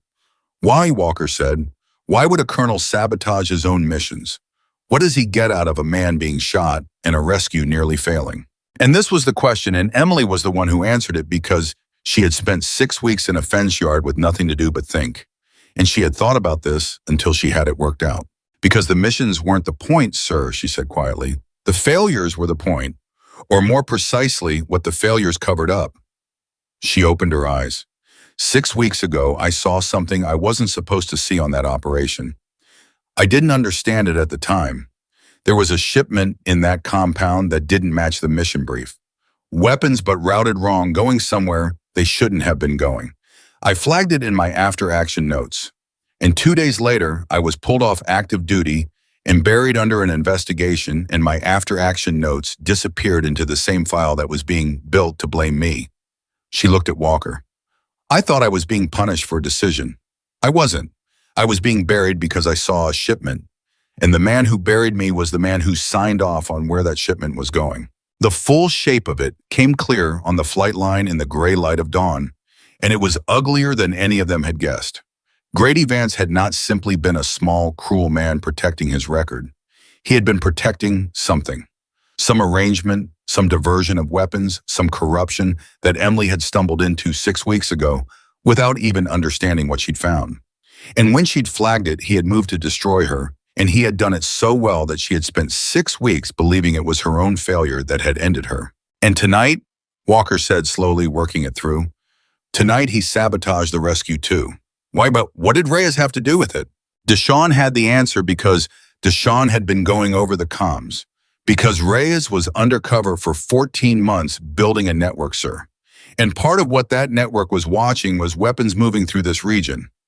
If Reyes came home, Reyes could tell us what he'd learned. And what he'd learned might have included whatever Staff Sergeant Carter saw 6 weeks ago. Vance couldn't afford Reyes to make it back any more than he could afford Carter to be believed. So he scrubbed the briefing. He tried to make the rescue fail. Deshawn's jaw tightened. He tried to get all 6 of us killed to keep one man from talking. The flight line went silent because that was the truth of it laid bare. Grady Vance had tried to murder 6 soldiers and a rescued operative, not with a weapon, but with a scrubbed briefing, with the quiet, lethal act of sending them in blind and letting the enemy do the rest. Daniel Reyes, leaning on Cole Barrett a few feet away, had heard all of it, and he lifted his head. Weapons moving through this region, he said, his cracked voice suddenly sharp. That's exactly what I was watching. That's part of why they rolled up my network. Somebody on our side was feeding information to the people I was investigating. Somebody with access. He looked at Emily. If your colonel signed off on where those weapons were going, then your colonel is connected to the same people who took me. He's not just corrupt, ma'am. He's the leak. He's the reason my network died. He's the reason I got captured in the first place. The whole thing closed into a single terrible circle. Grady Vance had compromised Reyes' network. When Reyes was captured, Vance had a problem because Reyes knew things. And the only rescue element close enough to reach Reyes was based at Vance's own base, which meant Vance got to write the briefing, which meant Vance could try to make sure the rescue failed and Reyes died before he could talk. And the person he chose to lead that doomed rescue, the person he set up to take the blame when it went wrong, was the same soldier he'd already buried once, the one person on the base who'd already seen a piece of the truth. He had tried to use Emily Carter to kill the very witness who could expose him, and he had nearly gotten her and 5 others killed doing it. Emily felt something move through her that was not quite anger, that was colder and cleaner than anger. It was the feeling of 6 weeks of injustice finally resolving into a shape she could name. She had spent 6 weeks believing in her lowest moments that maybe she had failed, that maybe the report was right, that maybe she was the coward everyone said she was. And it had all been a lie built by a man protecting his own corruption, a man who would have let her die to keep a secret. Sir, she said, and her voice was very steady, I'd like your permission to be present when you speak with Colonel Vance. Walker looked at her. He understood exactly what she was asking and exactly what it cost her to ask it so calmly. Staff Sergeant, he said, you've been up all night. You just ran an impossible mission. Nobody would blame you for sitting this part out and letting the investigation handle him. With respect, sir, I've spent 6 weeks being handled by an investigation, Emily said. I'd like to be in the room for once, instead of being the thing they talk about when I'm not there. Walker held her gaze for a long moment, then he nodded. Come with me, all of you who can walk. I want witnesses, and I want them to be the people he tried to kill. They crossed the flight line toward the administration building as the sun came up over Fort Liberty, and it was a strange procession. A 4-star general, a disgraced staff sergeant, a wounded marksman, a medic, a comms corporal, a rescued operative, all of them moving toward the office where Grady Vance sat waiting for a reckoning he did not yet know was coming. Word had already begun to move through the base the way word always did. The soldiers who were awake at dawn watched the general and the team cross the yard, and they saw Emily Carter walking beside a 4-star general with her head up, and the story that had been told about her for 6 weeks began in that moment to die. The men who had laughed at the labor in the fence yard watched her walk past in the gray light, and something cold settled in their stomachs because you do not walk beside a general like that unless the story you'd been told about a person was wrong. Tyler Brooks was one of them. 19 years old, the private who had laughed the loudest, who had repeated the ugliest version of the rumor. He watched Emily Carter walk across the yard beside General Walker, and he felt shame rise up in him like a tide, and he did the only thing his young conscience could think to do. He stepped forward as she passed, and he said in a voice that shook, Staff Sergeant, I'm sorry for what I said, for what I laughed at. I didn't know. I'm sorry. Emily stopped. She looked at him, this boy, who had helped make her 6 weeks of misery, and she saw in his face something she recognized, the specific shame of a young person who has just understood too late that cruelty is easy and character is hard. You didn't know, she said. That's the whole problem, Private. You didn't know and you laughed anyway. Next time before you laugh at somebody carrying a heavy load, ask yourself what the load might be. That's the lesson. Learn it and we're square. Yes, Staff Sergeant, Tyler said. I will. I swear I will. And Emily kept walking, and Tyler Brooks stood in the yard and watched her go, and he was a slightly better man than he had been a minute before the storm, which was in its own small way its own kind of rescue.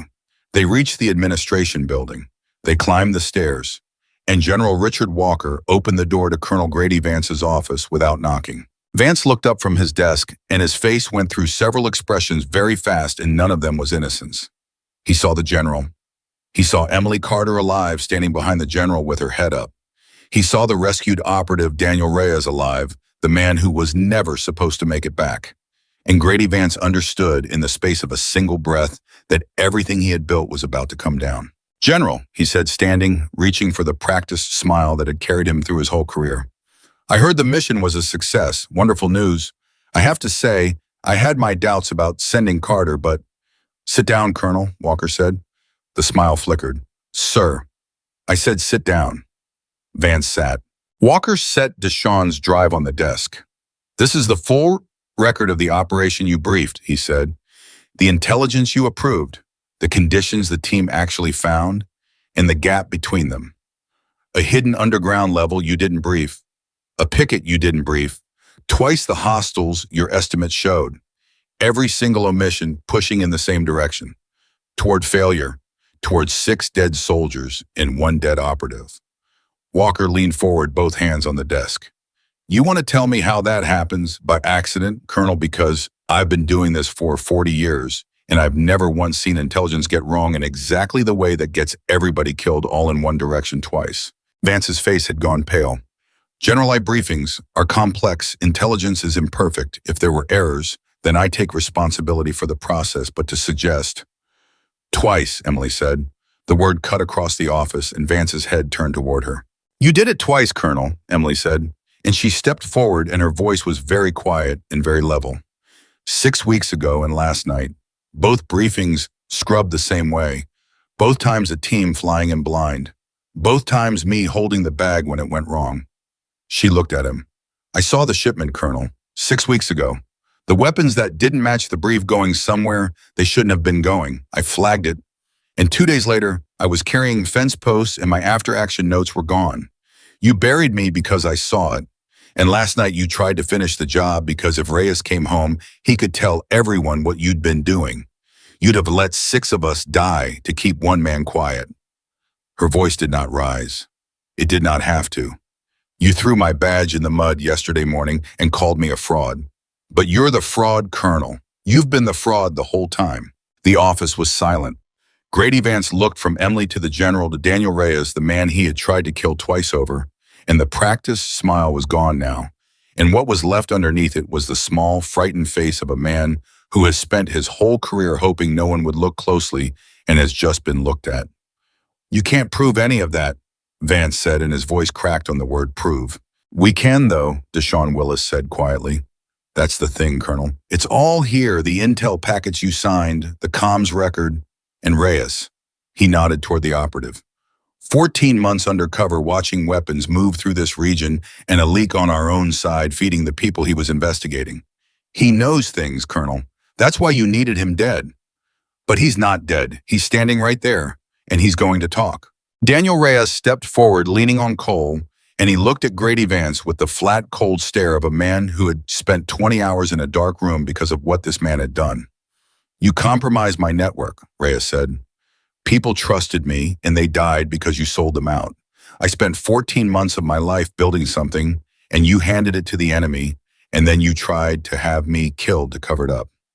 I know your name now, Colonel, and I've got 14 months of evidence in my head. You're finished." And Grady Vance broke, not dramatically, not with a confession or a plea.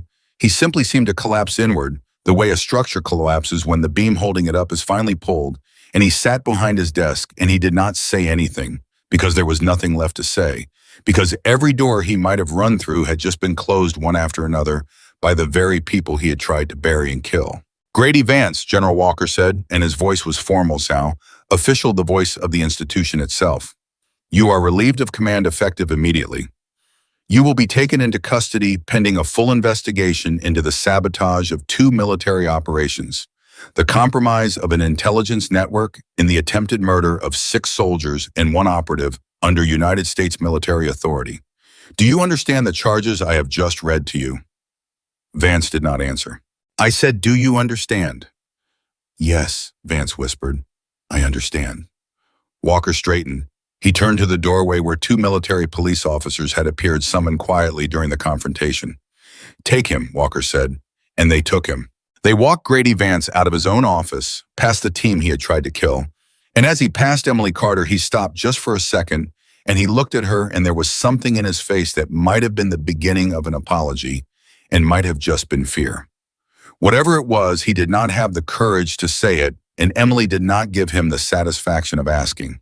She simply looked at him level and calm, the same way she had looked at him yesterday morning when he threw her badge in the mud, and she said nothing at all because sometimes silence is the loudest thing a person can offer. And Grady Vance heard in that silence the full measure of everything he had done and everything he had lost. Then they walked him out, and he was gone. For a moment, no one in the office moved. 6 weeks of injustice had just collapsed in the space of 10 minutes, and the people in the room needed a moment to absorb that the thing was actually over, that the man who had buried Emily Carter was in custody, that the truth had finally come out. Grace Okafor was the first to speak, and there were tears in her eyes, though her voice was steady. "Staff Sergeant," she said, "you knew. This whole time. You knew he'd done this to you, and you never said a word. You let them call you a coward. You carried those fence posts. Why? Why didn't you tell somebody?" Emily looked at her, and for the first time since the mission began, something in her face softened all the way through the last of the armor coming down. "Because who would have believed me, Grace," she said quietly. "A disgraced staff sergeant under investigation accusing a colonel with a spotless record. I had no proof. My notes were gone. If I'd started accusing him, it would have just made me look exactly like what he was trying to make me look like. Bitter, unstable, making excuses for my own failure." She shook her head. "So I waited. I kept my head down and I carried the boxes, and I waited because I knew sooner or later the truth had a way of surfacing.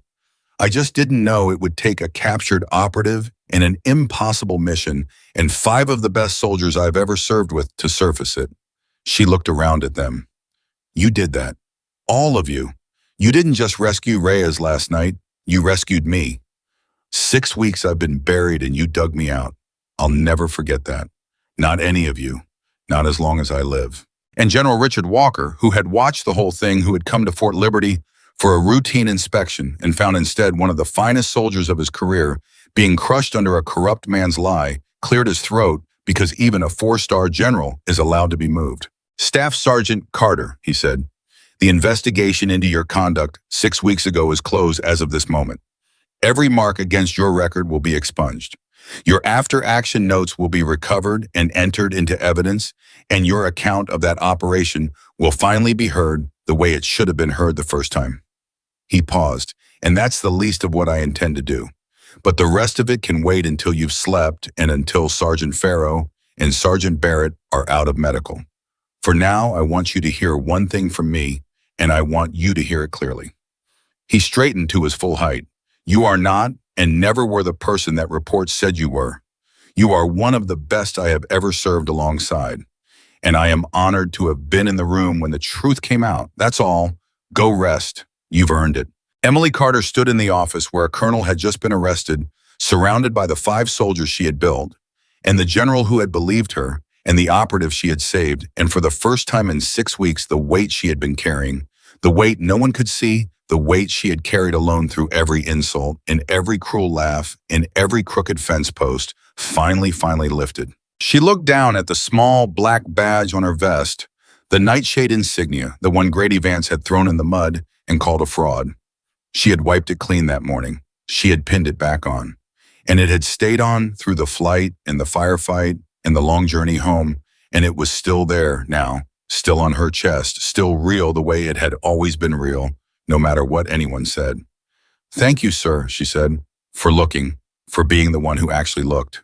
And Walker nodded because he understood what she meant, that in a base full of people who had chosen not to see in an institution built to let the powerful bury the truthful, one person had finally stopped and looked closely at the woman carrying the heaviest load. And that had made all the difference. But even as the weight lifted, even as the truth came out, and the colonel was led away in cuffs, Daniel Reyes was watching from across the room, and there was something in his face that had not settled, something that had not been resolved by Grady Vance's arrest. And when the room began to quiet, he spoke, and his cracked voice carried a warning that made all of them go still. It's not over, Reyes said. They turned to look at him. Vance was the leak, Reyes said. Vance signed the packets and scrubbed the briefings. But Vance was a colonel at a training base in North Carolina. He didn't have the reach to move weapons across 2 continents by himself. He didn't have the reach to compromise a 14-month operation on the other side of the world. Somebody above him did. Reyes looked at Emily, then at the general. Vance was a piece of it, maybe a big piece, but he was working for somebody. And whoever that is, they just watched their leak get arrested and their weapons operation get exposed. And the one operative who can name them walk out of a compound they thought was his grave. His jaw tightened, which means right now somewhere somebody a lot more dangerous than Grady Vance just found out that the 6 people in this room are the only thing standing between them and everything they've built. And people like that don't wait to be arrested. They come for the people who can expose them. The office went cold and silent. Emily Carter looked at Daniel Reyes and then at General Walker, and then at the 5 exhausted, wounded, unbreakable soldiers standing around her, the ones nobody had wanted, the ones who had just done the impossible. And she understood that the thing she had thought was ending was not ending at all. That Grady Vance had been a door, and behind that door was something larger and darker, and it had just noticed them. Then we're not done, she said quietly. Are we? No, Reyes said, we're not. And outside over Fort Liberty, the sun finished rising on a base that would never see Emily Carter the same way again, while somewhere far beyond it, a more powerful enemy had already begun to move. The room did not stay quiet for long because Emily Carter did not allow it to. Reyes had just told 6 exhausted people that a larger enemy was already moving, and the natural thing, the human thing, would have been to let fear fill the room. Emily did not let it. Then here's what we do, she said, and every head turned to her because that was the effect she had earned. We don't run, we don't hide, and we don't wait to be hunted. Reyes, you've got 14 months of evidence in your head. Deshawn's got the comms record and the intel packets Vance signed.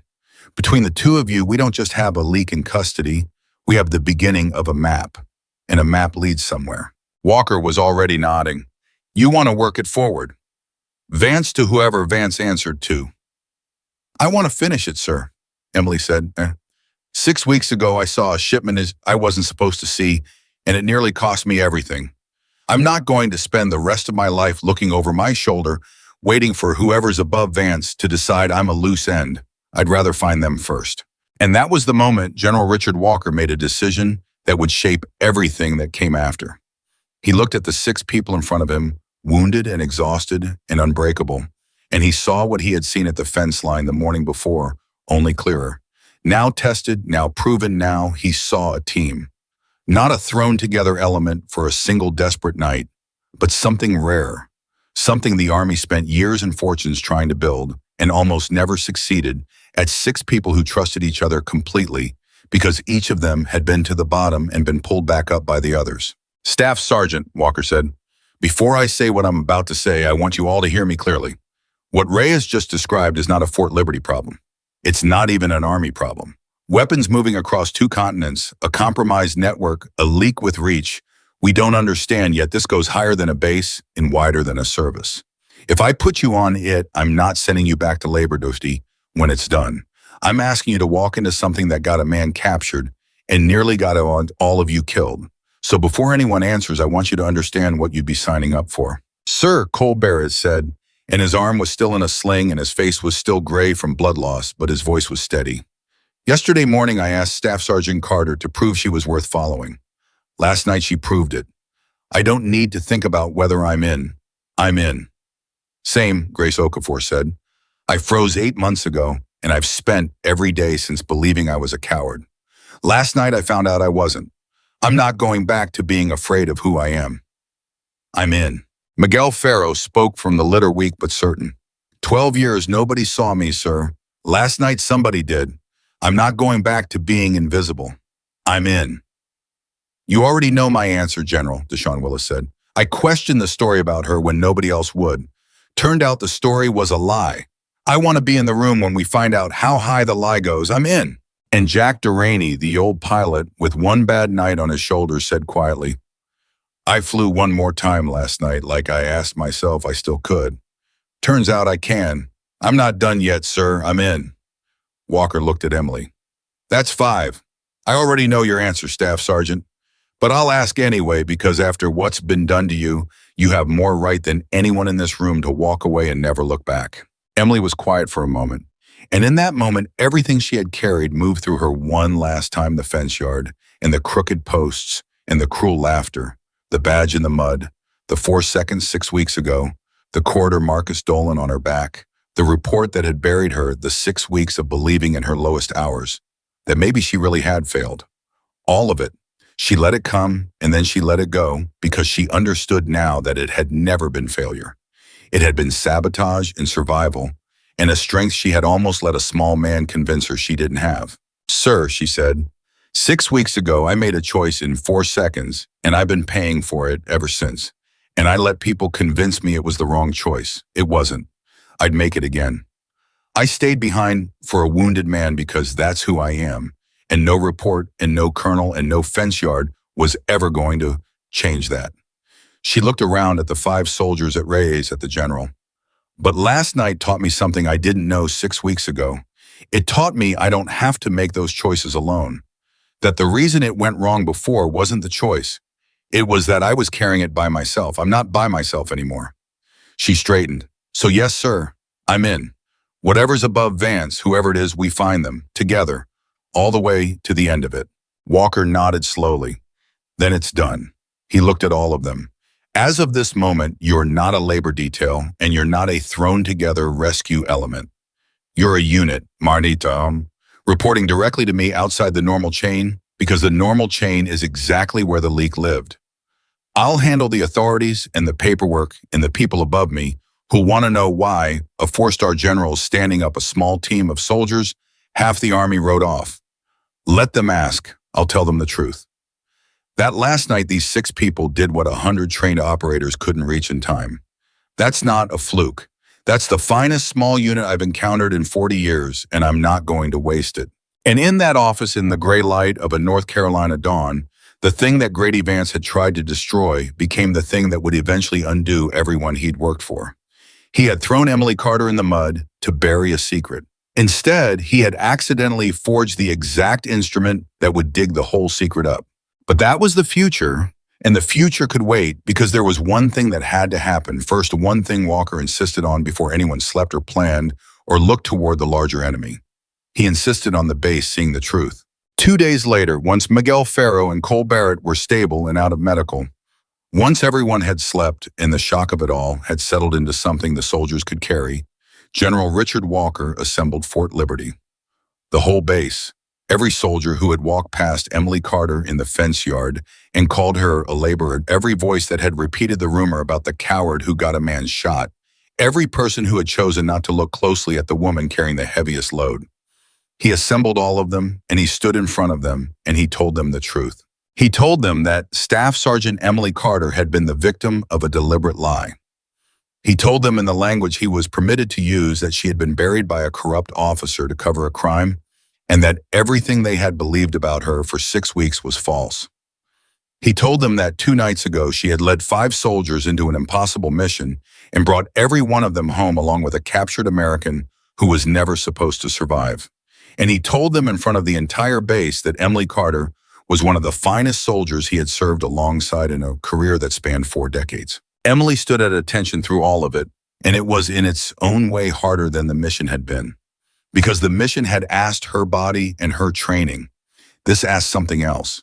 This asked her to stand in front of the people who had laughed at her and be seen truly seen. And there is a particular vulnerability in being honored in front of the same crowd that once mocked you, a rawness that no amount of training prepares a person for. The soldiers listened, and as Walker spoke, the base that had built a cruel story about Emily Carter watched that story die, replaced by a truth so much larger than the lie that many of them could not meet her eyes. Deshaun Willis stood at the front, and when Walker finished, Deshaun did something that was not part of any protocol. He turned to face Emily, and he brought his hand up in a salute, sharp and full, and he held it, a corporal saluting a staff sergeant of the same rough standing, which is not how salutes work, which is not something the regulations required. But Deshaun Willis was not saluting a rank. He was saluting a person. And one by one across the assembled base, other soldiers began to do the same. Grayson Cole with his good arm and Miguel leaning on a cane, and then soldiers who had never been on the mission at all. Soldiers who had laughed in the fence yard. Soldiers who had repeated the rumor, all of them raising their hands to a woman they had spent 6 weeks refusing to see. Tyler Brooks was among them, 19 years old, the private who had laughed the loudest. He stood in the crowd and raised his hand and held the salute. And there were tears on his young face, and it was for him a kind of growing up that no drill and no deployment could have given him the specific and painful education of learning that you were wrong about a person and having the courage to say so with your whole body. Emily Carter stood in front of a saluting base and felt 6 weeks of injustice finally completely dissolve. She did not cry. She had not cried in the fence yard, and she did not cry now.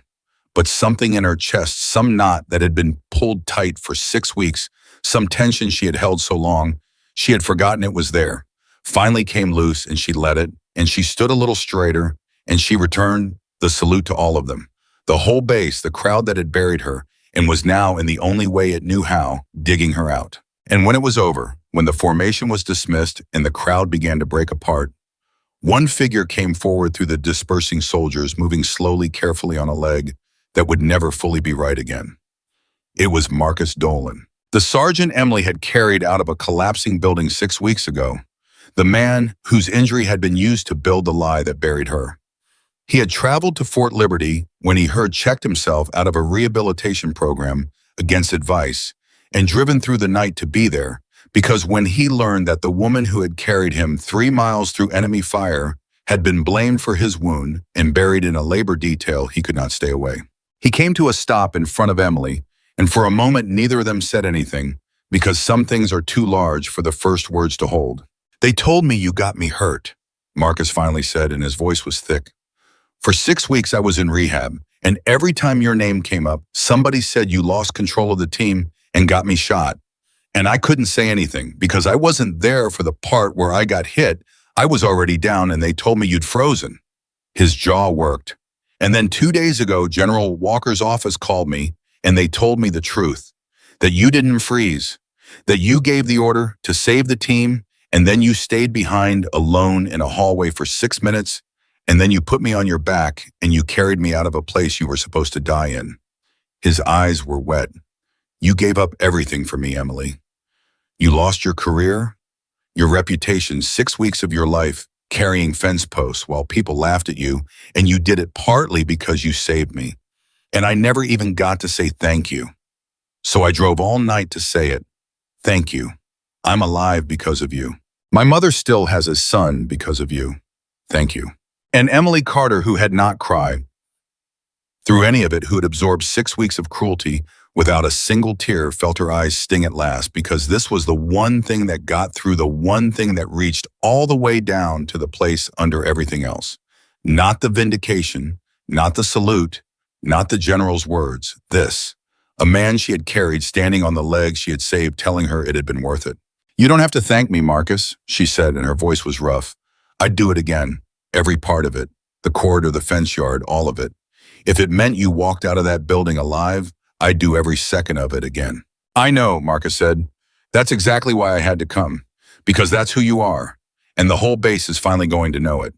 He reached out and gripped her shoulder, the grip of a brother, of a man bound to another person by the deepest debt there is. You never left me behind, not for 1 second, not even when leaving me would have saved your career. I'll spend the rest of my life making that mean something. They stood like that for a long moment. The woman who had carried a man out of hell, and the man she had carried, both of them finally on the other side of the lie that had tried to keep them apart. And around them, the soldiers of Fort Liberty watched and understood at last the full shape of what they had failed to see for 6 weeks, that the person carrying the heaviest load in the fence yard had been carrying it because she had already carried a man home on her back and had chosen to bear the cost of that alone rather than let anyone else pay it. That evening, the 6 of them gathered one last time before the world changed again, before the larger enemy pulled them forward into whatever was coming next. They gathered in a quiet room, Emily and Grace and Cole and Miguel and Deshawn and Jack, with Daniel Reyes there too, because Reyes was one of them, now bound to them by the dark room he'd been pulled out of. And they talked the way people talk when they have survived something together, the words coming loose and honest in a way they never do in ordinary life. I keep thinking about the ready room, Grace said. 4 hours, that's all we had. 4 hours to become a team, and it should have been impossible, and it wasn't. How did that happen? How did you do that in 4 hours, Staff Sergeant? Emily thought about it. I didn't do it, she said. I just stopped lying to you. That's the whole thing. Every one of you walked into that room carrying a story about yourself, a story that said you weren't enough. Grace, you thought you were a coward. Cole, you thought your temper made you a liability. Miguel, you thought you were invisible. Jack, you thought one bad night finished you. Deshawn, you thought questioning things made you difficult. And every one of those stories was a lie, the same kind of lie Grady Vance told about me. All I did was tell you the truth about yourselves that somebody should have told you a long time ago. That's not leadership. That's just refusing to let a good person believe a lie about who they are. Cole Barrett shook his head slowly. You know what the crazy part is? You did all that while you were carrying the biggest lie of all of us. You knew Vance had buried you. You knew you were innocent. You had every reason in the world to be bitter, to be angry, to give up. And instead, you spent your last hours before an impossible mission building us up. Where does that come from? How do you have anything left to give when you have been treated like that? Emily was quiet for a moment, and then she said the truest thing she knew, the thing 6 weeks in a fence yard had taught her. Because carrying a heavy load doesn't have to make you small, she said. That's the choice everybody has, and most people don't know they have it. When life buries you, when people are cruel, when you're carrying something nobody can see, you can let it make you bitter, or you can let it make you the person who understands. I chose to understand, because I know what it feels like to have everyone believe the worst about you. So when I looked at 5 soldiers who'd all been written off, I didn't see failures. I saw myself. And I couldn't do to you what Vance did to me. I couldn't look at a person carrying a heavy load and decide they deserved it. I had to look closer. That's all any of this ever was. just looking closer at people the world had stopped looking at. The room was quiet, and in that quiet, each of them understood that they had received something rare, not just a rescue, not just a mission, but a person who had refused to become cruel under the exact pressure that makes most people cruel, and who had, out of her own suffering, chosen to build others up instead of tearing them down. Deshaun Willis spoke last, and his voice was low. "You want to know what I learned, Staff Sergeant? Out of all of it, Wyndon, the morning in the fence yard when Vance threw your badge in the mud, I was standing right there, and a part of me knew even then that the story didn't add up. I felt it, but I didn't say anything because it was easier not to, because speaking up costs something, and staying quiet is free." He looked at her. "I'll never do that again, not as long as I live. I watched what it cost you 6 weeks in that yard because the people around you chose the easy silence over the hard truth. And I promise you, wherever we go from here, whatever we walk into next, I will never again be quiet when I know something's wrong. That's what you gave me. You gave me the courage to be the person who says something." Emily looked at him, at all of them, and she felt the full weight of what had happened settle into something she could finally hold without it crushing her. 6 weeks ago, she had been the woman nobody respected, carrying equipment in the sun, while soldiers whispered that she'd failed. She had been buried by a small man protecting a large crime. She had believed in her lowest hours that maybe the world was right about her. And now she sat in a room with 5 soldiers she had saved, and been saved by a rescued operative, who was alive because of her, a general who had believed her when believing cost something, a whole base that had finally seen the truth, and a man she had carried on her back, standing on a leg she had given him. She had not just been vindicated. She had been transformed, and she had transformed everyone around her, and the badge on her vest, the one Grady Vance had thrown in the mud and called a fraud, was still there, still real, still hers. She reached up and touched it, the small black Nightshade insignia, and she thought about what it had meant to her in the fence yard when everyone believed it was fake. It had been the one thing they couldn't take from her, the one proof that she was more than the job they'd assigned her, the one anchor to who she really was, through 6 weeks of trying to hold on to herself while the world insisted she was nothing. But she understood now that the badge had never been the important thing. The badge was just metal.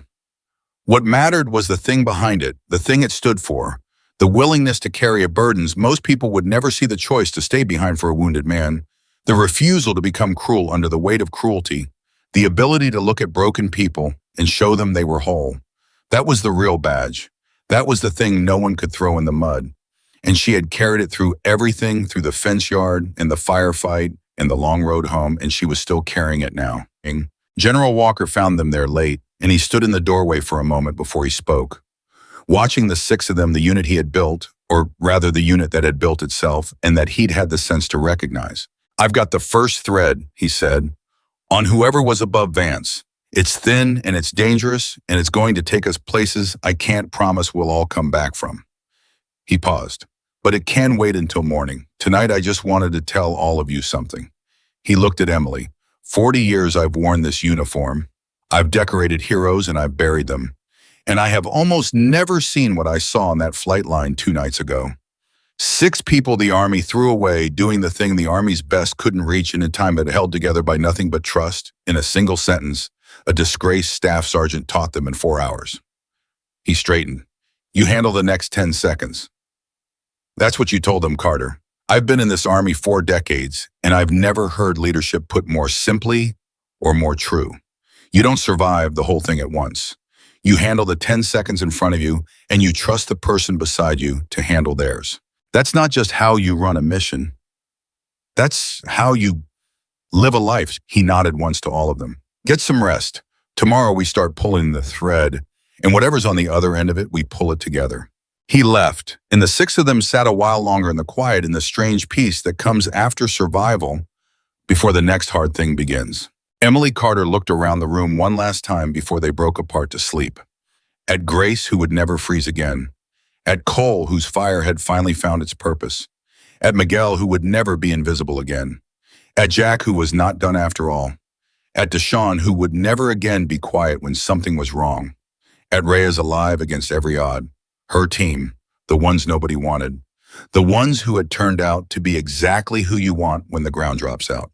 And she thought about the morning in the fence yard 6 weeks and a lifetime ago, When Grady Vance had thrown her badge in the mud and called her a fraud, and 30 soldiers had watched and not one had moved. She thought about how alone she had been in that moment, how completely alone, carrying a truth no one would believe, doing the worst job on the base while people laughed. She was not alone anymore. She would never be alone again. And the thing that had tried to bury her had in the end only planted her deeper, so that when she finally came up, she came up stronger than she had ever been, with 5 soldiers rooted right beside her. The people who had walked past her in that fence yard had seen only a laborer. They had seen only a woman doing the hardest, most thankless work on the base, and they had assumed the way people always assume that she must have earned it, that she must deserve it, that the person carrying the heaviest load must be the weakest one there. They had been wrong. They had been completely or utterly wrong, because the person carrying the heaviest load was not the weakest. She was the strongest. She was the one who had already carried a wounded man home on her back through a corridor she was never supposed to survive, and had chosen to bear the cost of it alone rather than let anyone else pay. She was the one holding everything together, the one who could take 5 broken strangers and make them unbreakable, the one whose badge was real when everyone swore it was fake. And from that day forward, no one at Fort Liberty ever forgot the lesson she had taught them without ever meaning to teach it. Never judge a soldier by the job they are doing today. Never look at a person carrying a heavy load and assume they earned it. Because the one carrying the heaviest burden, the one everyone underestimates, the one doing the work nobody respects, may very well be the person who has already carried everyone else home. Emily Carter stood up, and she squared her shoulders, and she walked out into the North Carolina night, with her team behind her and her badge on her chest and the truth finally permanently on her side. The woman nobody respected had become the woman no one would ever underestimate again. And whatever waited on the other end of that thread, whatever larger enemy had begun to move, they would face it the same way they had faced everything else. Together, 10 seconds at a time, all the way to the end, and that is exactly what they did.